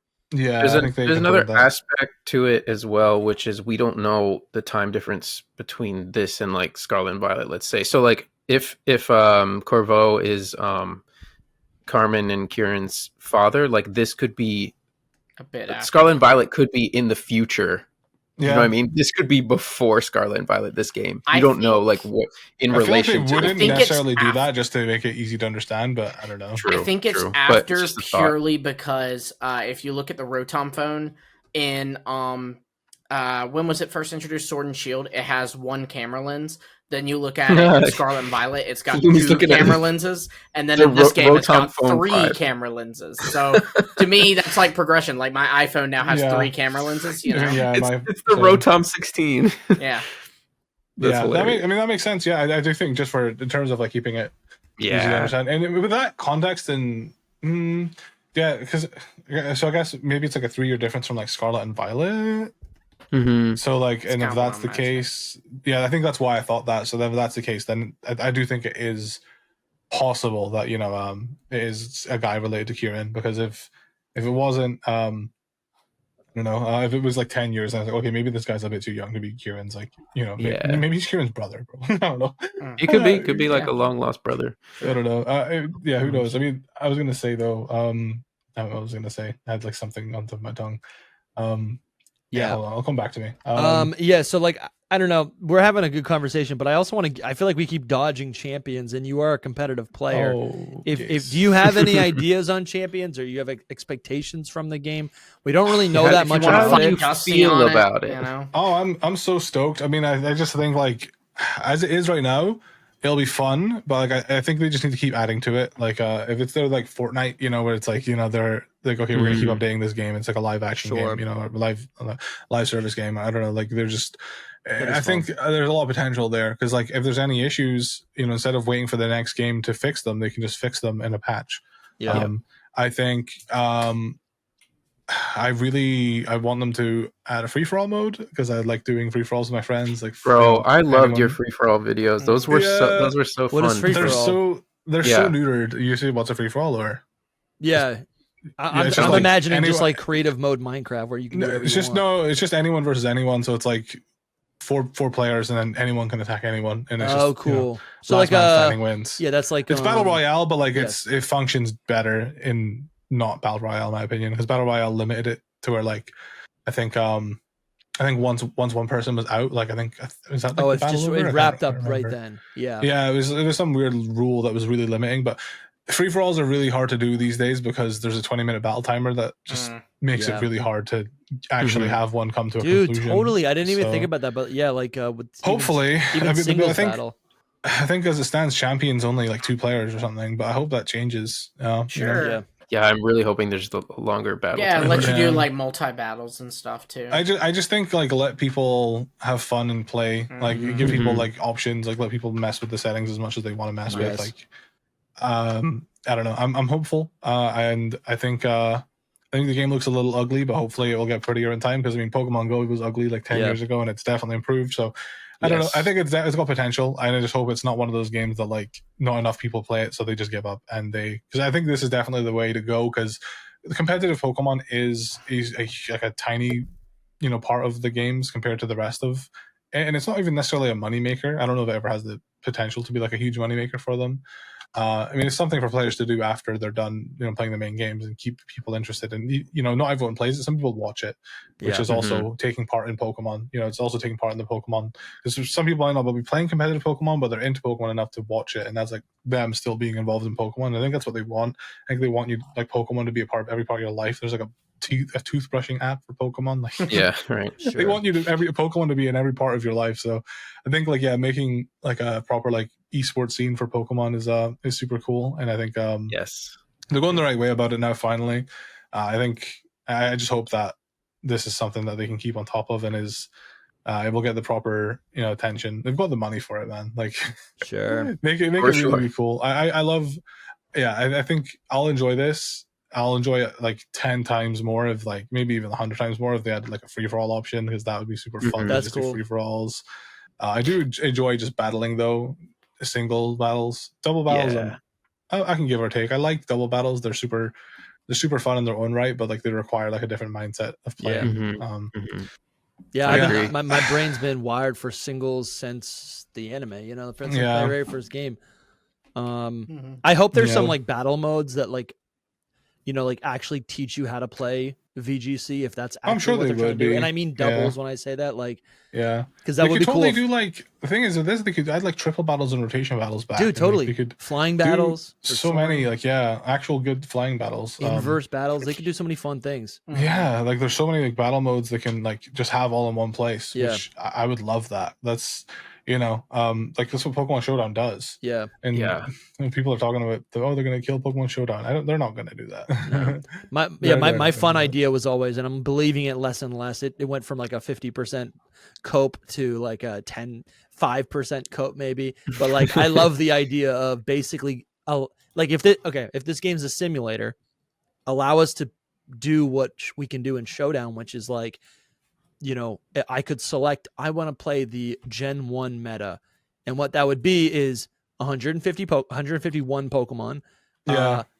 You know, poison type is super effective against poison. Oh, like that would be incredible. literally just rip it from the Gen 1, like just rip it as a port and allow us to play even with the visuals, right? This is what I mean though. There's so much that they have here. They could totally do that as like for this. This would suck, and I'd rather it be permanent. But it could be like, for this month only, you can play this metagame. You know, sure. Because like I think like Overwatch used to do that, where it was like, this event, you know, you can play this this mini game or whatever. You know, during Halloween, there's like this Halloween thing. You know, you could totally do that for this game too, where it's like for this period of time, you can play with the Gen 1 meta and the you know, in the Gen 1. There's no fairy type, you know, there's so much they could do. Like there's infinite possibilities with Pokemon. Like they could literally like milk this for years and years and years. So for sure. And I love the idea of there's actually going to be a place for my Pokemon to go, because something I don't like right now is I'll make a Pokemon and it's not going to be perfect, because I don't think this game has Nat Dex yet. I hope it's eventually something that is like, okay, there's all the Pokemon are compatible with this. Maybe they're just experimenting with it. So like, we're not going to put everything in because we want to make sure this is something people even want to play. But like, yeah, if they build on it, like if you could have all the Pokemon in this game, like there's somewhere where my Pokemon can go now, because most of my Pokemon I have are like all competitively ready. Like I've spent hours and hours and hours, like, you know, breeding, whatever it may be, just catching them and bottle capping them, whatever it may be, like getting these Pokemon, you know, move sets, PPing up them all and shiny hunting. I've countless hours, and I'd love for there to be a place for them to just hang out and like I can just play with these guys here, instead of like, because right now some of my Pokemon like that are like just stuck in Pokemon Home, and I can't really do anything with them. Can't do anything with them. Yeah, I've also some of them are stuck in Scarlet and Violet because you know, they're just that's where I would play, and I'd rather not have to drag them to the next Pokemon game. I'd rather them just be one Pokemon game I can put them. And you actually you kind of made me think of something that I have struggled with, whereas like I have all these competitively ready Pokemon from Generation 8 that have like, they got their move sets, they got, you know, their stats, etc. Like it's perfect. And when I start moving them into Scarlet and Violet, everything resets. Yeah, not the EVs, so but the moves, right? And it's like some of those Pokemon are made. Literally, I spent so much time to get the correct move set for the Gen 8 meta, and not even the meta, but I guess for listeners who are unaware, like when you transfer certain Pokemon to Generation 9, their movesets get wiped, right? Yeah. So all of a sudden it's not viable. This is what I mean, though. This is what they've been doing with the main series games, where like the main series games have obviously been where we've been battling. And they've been like really limiting, like okay, let's just get rid of aromatherapy. No Pokemon can get aromatherapy this gen, and also only Pokemon that gets Heal Bell is like Chansey, Blissey, Happiny, and Chimecho. Like those are the only ones that get Heal Bell. Not in this game. There's Miltank's not in this game. No. So you know, they've like, the thing is, they like Vikavolt doesn't get like Roost anymore. Like Skarmory doesn't get Defog anymore. So it's like I also think there's merit for some of those old meta games. You know, they've been basically, what I'm trying to say is they've been picking and choosing like what gets what, and they've been like the Gen 9 like shook up the movesets a lot. Like so many Pokemon don't get moves that they used to, and like Cloyster doesn't Rapid Spin anymore. Things like that. Yeah. So and that's fine. Like when you look at everything, because something else will fill that niche.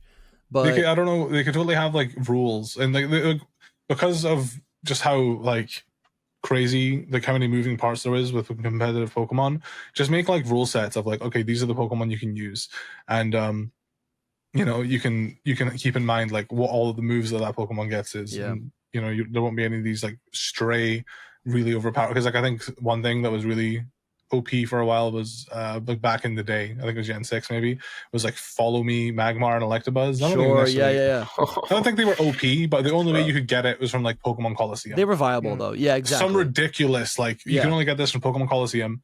I think they actually just straight up get those moves now, but I don't know. Like they were like, oh yeah, we probably shouldn't have people only being able to get these exclusive Pokemon, so let's make it so you can only battle with Pokemon from these games. And I think this is the right way to go. I think this just making their own like Pokemon battle simulator game. I think that was the way to go, and I'm stoked. I'm probably more.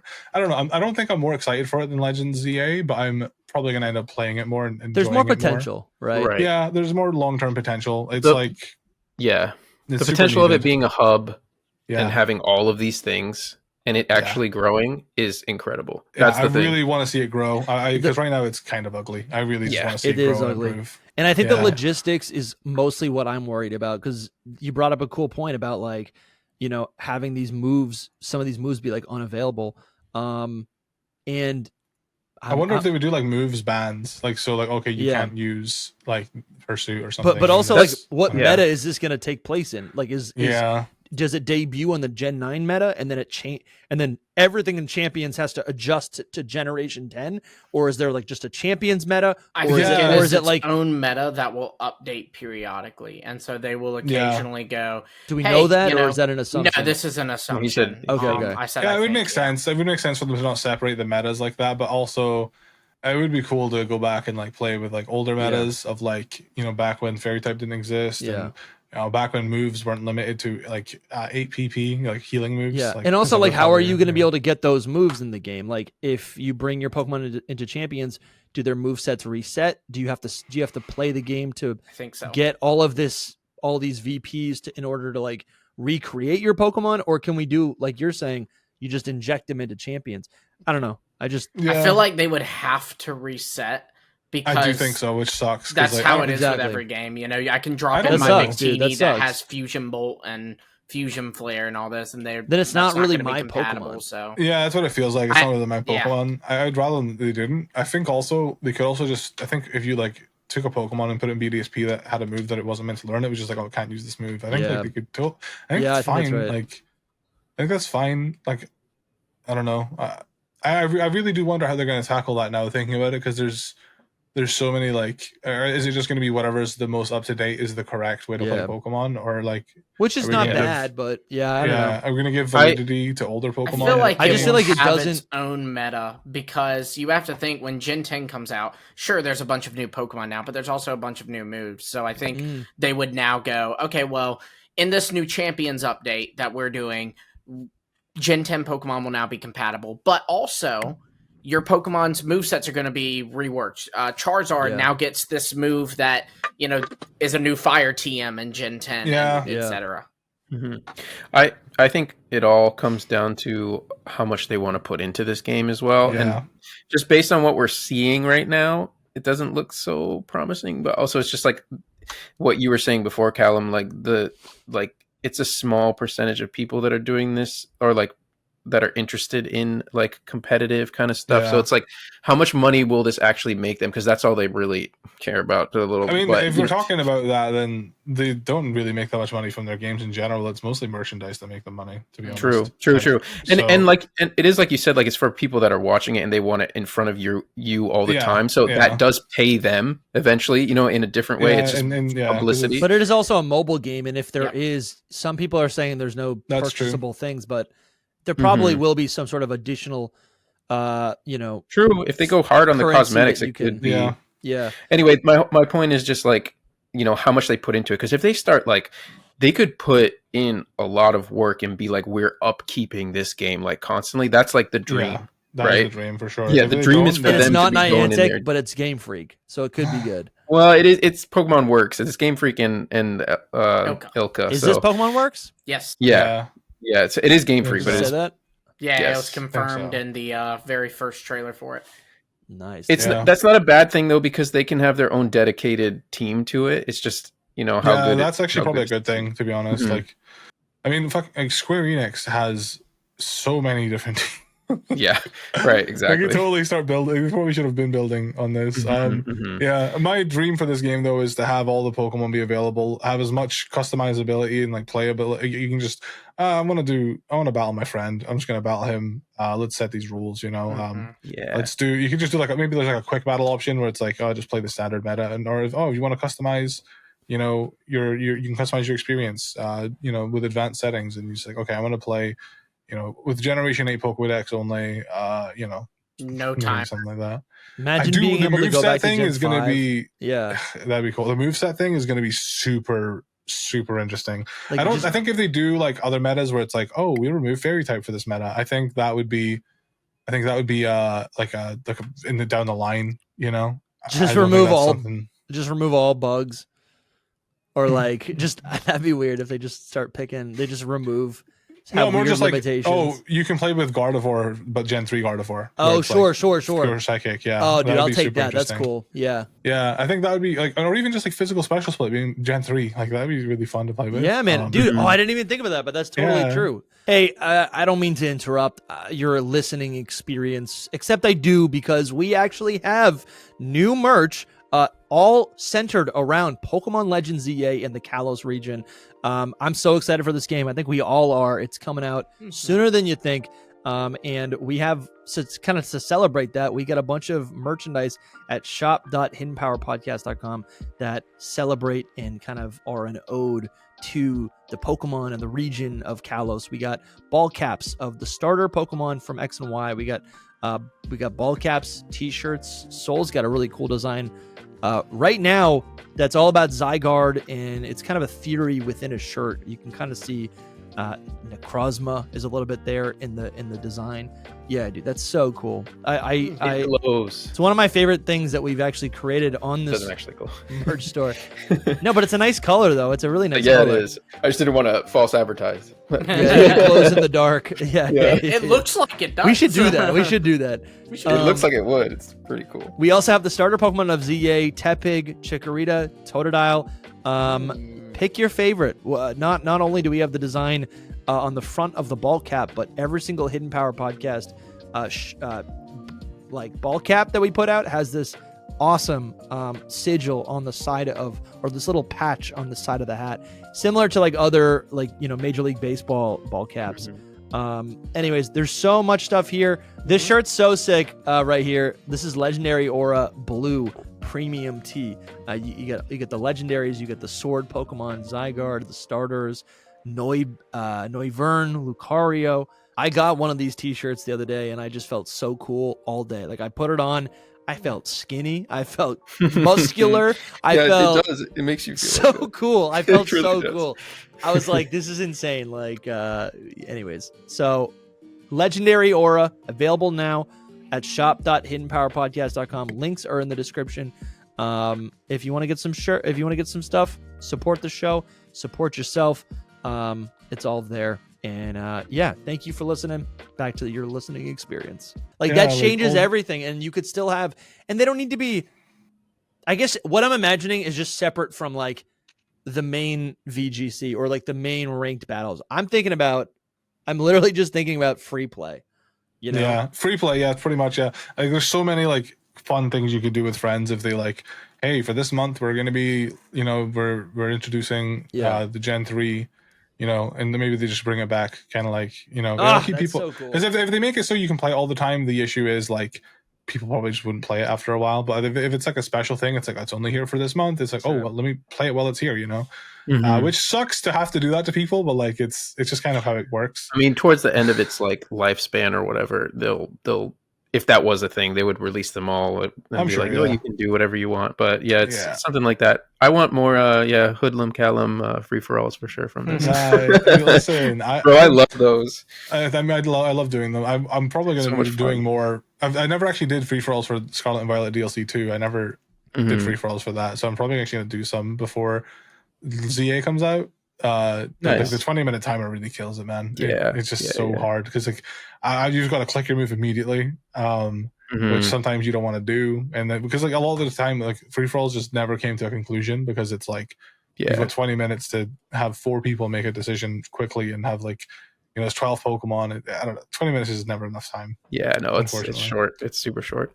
Yeah. I'm thinking now. Okay, we gotta keep moving. I'm thinking now about like future Pokemon games. Right, we're going into the 30th year anniversary, Generation 10. It's really not that far away. Like, what is it? August, September, October, November, December, +3. That's 8 months. That's +2. That's 7 months. Yeah. 7 months from now, we will be getting a trailer on Pokemon Day that is announcing the Generation 10 game.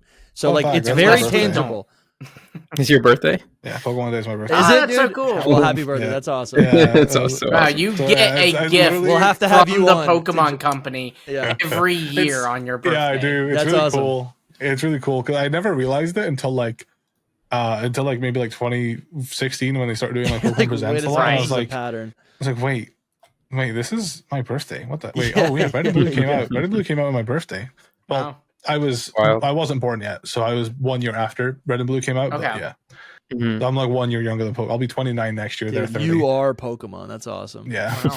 yeah. It's super cool. But so what are you thinking about? I think something that you've brought Gen up. 10 is just so not even in my radar because I've heard so many different what do we know about Gen 10 so far, if we know anything at all? Because I'm not saying about what we know about it because actually there are some leaks. Some stuff. There are some leaks. Yeah, right. I know there's some leaks. It's Spoiler like alert again. Lego, right? Do you want to know the leaks? Yeah, sure. I mean, it's never accurate, and there's nothing really. I mean, there's one thing that's really big, but there's nothing crazy big or concrete. I don't mind hearing it. Spoiler alert. Yeah. Spoiler alert. All right, who's going? It's going to be on the timestamp. Explain it, Soul. I already said it. Grease. So Pokemon's ending. Yeah, Pokemon's done. There is no Gen 10. That was what was leaked. Yeah, spoilers. Yeah, Lumi, you go for it. You got it. It's set in the Cyclades, which are these islands in Greece. So not the mainland of Greece, but the islands. Can we confirm Junichi Masuda has been there recently? Well, the thing is, he's no longer Game Freak. Now he's Pokemon's chief creative fellow or something like that. He's in the Pokemon Company. Yes, that's what I'm saying. So he's Pokemon Company. He's forever Game Freak. Are they for real doubling down on the islands? They were like, you guys didn't like Alola and all the islands, right? I don't care, bro. This is gonna be gorgeous. Almost too much water. Look at this. Yeah, too much water. You haven't seen the Alola resurgence? There's tons of for sure. Yeah, it's really weird because just the order of it, they're revisiting Gen 6, and then they would give us Gen 7 the islands again. Yeah, it's kind of funny. I didn't even think about that. No, we're gonna go back to Gen 5. We'll get a Gen 5. We'll go back to we'll get a Johto remake. What are they gonna do with that? Are they doing anything at all, or are they just maybe they're just we're doing too much? We've thought about that. Well, you talking about Gen 5 remakes? Yeah, or what? I don't think they need to do it. Yeah, I want them to go out of order. Popular. It was the least popular, so it's I want them to go out of order. I'm like, give us a Kanto game next. Just change it up. One. Give us Hoenn. Give us a Kanto game, but Lily and Lusamine are in it. Yeah, that's sick. Yeah, that does sound different protagonist. 20 years later, or 30. It could be 30 years after Red, Blue, and Yellow. I'm actually down. I mean, that'd be sick. There's so many. I don't mind. The thing is, people complain about Kanto being bland. I don't care. The Kanto region itself is fine for me. I just don't like the Pokemon, to be honest. I don't like them. They're my least favorite though. If I had to choose a generation of Pokemon to get rid of, it'd be the Kanto Pokemon. I like Charizard, Charmeleon, Dragonite, and Vaporeon, and there's some others I don't mind them and I like them. There's not any that are necessarily offensive and I hate them, and I like Jinx. I like Electabuzz. I like them. They're okay, but there's not any that stand out compared to other gens for me. Well, it sucks too because every time they give us a Kanto remake, they for some reason lock the evolutions and stuff to the post game or not at all. So I mean, if your favorite Pokemon's Scizor, well, that just sucks for you. Yeah, it's true. You gotta have that authentic Kanto experience without without Scizor and without Dude, I don't want to play. That's the Kanto game I want. No, all the bonus evolutions. I thought you were saying you wanted the Kanto game without it. I was like, what? No, I want all those Pokemon in Kanto. They should be in Kanto. They should be. That's why Heart Gold Soul Silver is so great. But yeah, basically this is the vision of Generation 10 that we're all kind of imagining. We'll have to see in 7 months. I guess what I'm mostly thinking about is like, and you said this, Sorry. Cal, you said that you said this a couple times, Cal. You said like, oh, they should just like not give Pokemon like weak Pokemon megas, just give them an evolution or redistribute their stats. And that's the kind of stuff that I actually want from Generation 10. I'm thinking about like what kind of reboot elements can they actually implement in this game. I think it would make total sense for them to basically look at every single Pokemon and just kind of like, I guess only if it's necessary, but just tweak their stats so it's a little bit more optimized. I'll use the Ladian example that we talked about in the Patreon episode, but like Ladian has like what 40 physical attack. That's ridiculous. So bad. That's ridiculous. Like it's not even specially. I'm like, just tweak it so it's usable. I think they have 35. Yeah, dude. It's even worse than what you said, Dusty. Oh no, horrible. So in I think it was in the 20th year anniversary game, they redistributed all the stats. Not all, but like probably 100, 200 Pokemon stats, so that they were actually like a little bit more in line with the power creep that had been happening. And I think there's plenty of Pokemon that they could just tweak their stats to make them more viable. That's like one example. Like they could totally do like, I don't think anyone would care if Ledian didn't have Swarm or Early Bird anymore. Like just give it a new ability, dude. Or give it new I was going to types. say that earlier too. It's like if they just make it like a niche, something that it can function in competitive, that would help it so much. It was cool that they gave it Iron Fist, but like again with 35 attack, what is Iron Fist doing? It's true. No, it's for sure. Sadly, sad but true. Yeah, it's boy. I don't know. There's like a lot that goes into like designing these creatures, and I think they also want to have it make sense. Like I don't think they want to just slap anything that's OP on it. They don't want to just give it huge power. 100. Yeah, exactly. So like, but like they've been showing that they're willing to just create so many new abilities only one guy gets. So like they could totally just like come up with a new ability for Ledian because he's like the 5-star Pokemon. Yeah, I think something you could do with that. Like I don't know. Like there's definitely things you could do. 5-star hero boost. He gets a hero form just like Palafin. Hero form Ledian. He so comes sick. out.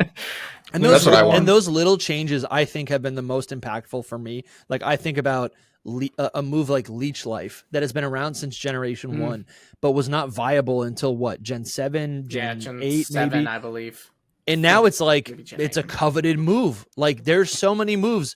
Like no one's like, I don't know, this is my issue with BDSP and Let's Go. It's like, no one's upset that you, like no one's upset that you are going to add platinum features in BDSP. No one's like, you've ruined my nostalgia. Right. Like, it's only a good thing. You don't need to be, I don't know. I think sometimes Pokemon is like afraid of retconning for that purity, but it's like no one really, it just feels, it feels like willfully ignorant, you know? I'm like, just, you can change these things up a little bit. Like if Ledian is all of a sudden viable or has 500 BST, no one's gonna be mad. I like Masquerain.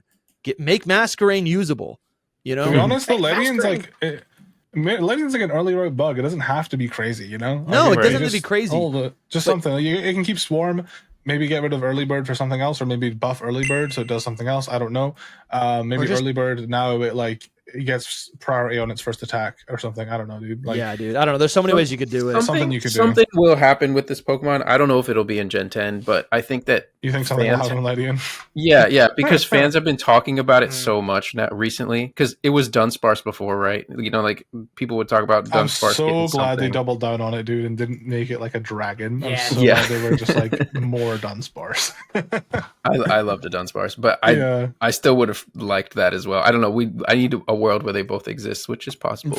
Maybe that's like the next thing. I'm dropping a new video where I basically do that for Dunsparce and make it a dragon type in my new video. Of course. I think it's fine being a dragon type. I just don't think it necessarily needs to become like a serpent, like Rayquaza pretty much. Sure. No.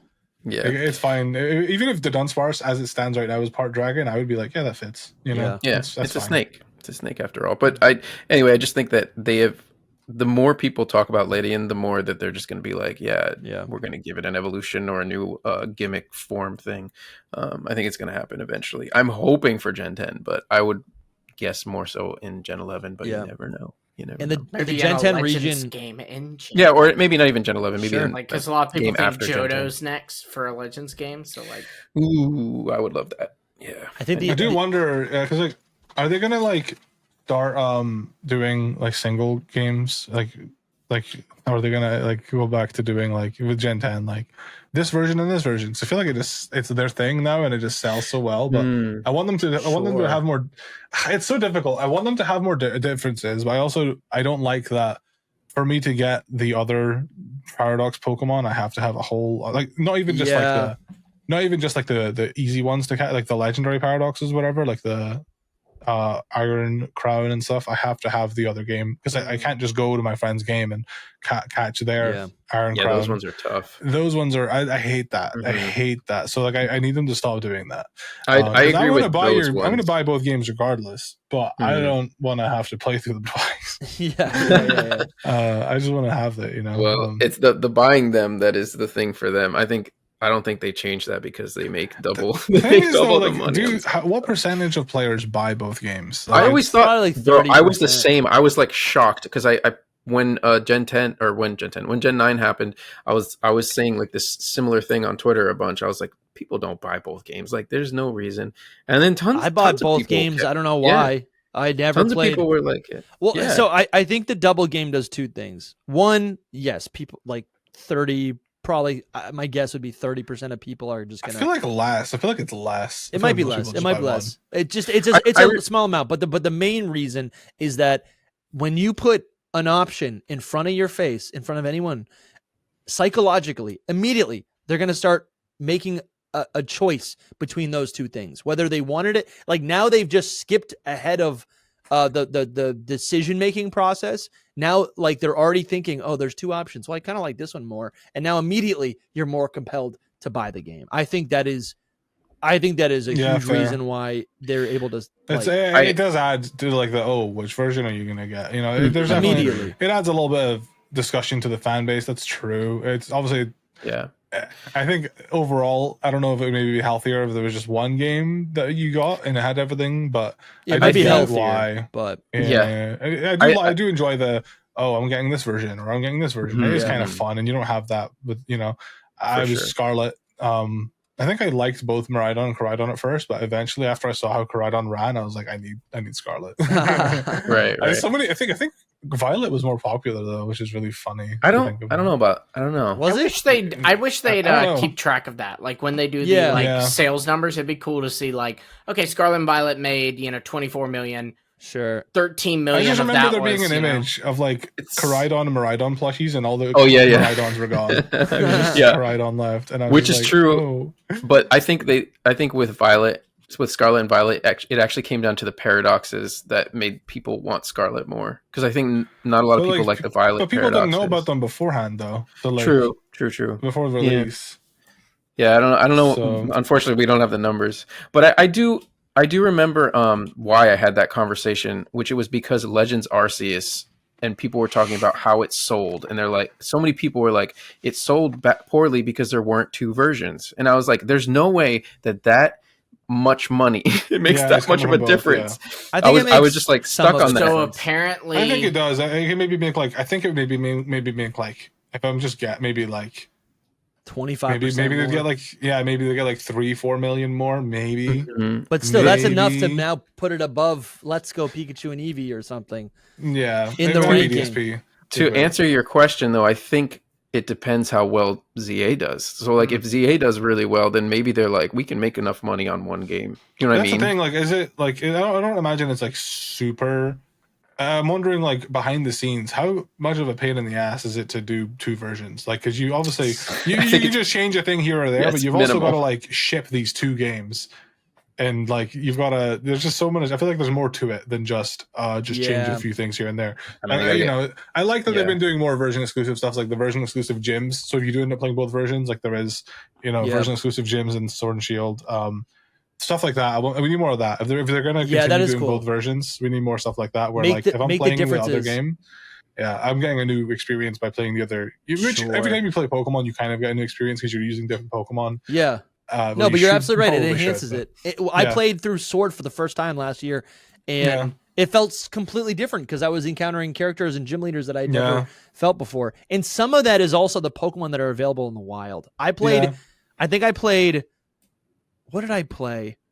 You know what? It was Yellow Legacy, so it wasn't even a real game. But like I was playing Yellow Legacy last year, and my team felt so unique because for the first time I'm using Poliwag, Vulpix, maybe Seal. I don't know. Like I had like Pokemon that I never would have used before, and they were viable and they're usable. And you know, I guess some of that is, you know, shout out to Smith Plays Pokemon, but like, you know, like, no, for sure. It's still that is part of the experience, having new Pokemon to access. Yeah, definitely playing with new Pokemon is like always super exciting because that's what I prioritize anytime I'm playing a Pokemon game, is just playing with new Pokemon. So I have I have an idea. Like I feel like the fact that Legends Arceus and ZA are standalone games and aren't part of a pair, I think it almost makes it's like almost like a bit like a larger, more confident statement, you know? And I think it also separates in my mind as a consumer, like, oh, this is not the main generation game. This is a different experience entirely. You know? For sure. It definitely having that Legends title helps, and also having it just be one game helps because it's like, oh, okay, this isn't it's a canon or whatever, main series, whatever. I don't know if they're calling it that, but like it's you know, it's Game different. Freak made, but you know what? It's actually kind of like a third version. Yeah. Oh right? Yeah. Honestly, kind of, yeah. Because it's like this is new experience, familiar place, and then the double games are like for like a new experience or whatever. This is Pokemon. Yeah, you know, dude, we've talked so long, and I feel like I want to like chat for another 3 hours. Oh, for sure. So I think it's fair to wrap up. But dude, it's been a pleasure to get to know you today. I know we recorded a bunch on Patreon, and now absolutely, yeah. And this was a fun conversation. Join Patreon and watch that. It was good. It was really good. I believe it was over an hour too. So we were here for like nearly 3 hours. Like we've been here 3 hours. This conversation's been way too chill. Like I'm relaxed. I want to keep going, but I think I got to be respectful of your time. So where can people find you? Do you have any new projects coming up? Just my channel, Hoodlum Callum or Hoodcal. I'm currently in a Pokemon Draft League. Nice. On my second channel, I'm posting that. So it's, I don't know if you know anything about Draft. Draft is like, that's another thing. That's my favorite way to play Pokemon. I love that. It's so fun. I'm definitely gonna check that out too. Yeah, in a Pokemon Draft League on that right now, and I'm working on like so many different like main channel videos like at the same time. They're just slowly kind of coming together. So it's. I am working on stuff, but it's just not public yet. But yeah, Hoodlum Callum, Hoodcal, those are my online names. I think I have Twitter. I have TikTok as well that I don't really post to. I want to start posting to again. Short form content is so hard to like get into making regularly, man. It's I'm just not motivated to do it. I just hired a short form editor to produce some stuff, and it was fun. It was different because I had to like actually write a different script than I normally would. Yeah, there's definitely there's a tactic to it, and like there is, I don't know, it's just a different type of videos to make, which is not what I'm used to. You know, makes sense. Well, dude, I appreciate you coming on the pod. Of course. I mean it. Like it really was nice to get to know you. No, seriously a pleasure to talk with you. So much. Absolutely. Links are in the description for all his stuff. And thank you guys for watching. And if you want to keep watching, join the Patreon. Links are in the description. You can also watch it right here on YouTube if you become a YouTube channel member. The pod wall, the extra pod walls will be available that way. But thank you guys so much for watching. We'll see you soon. Bye-bye. Bye, guys.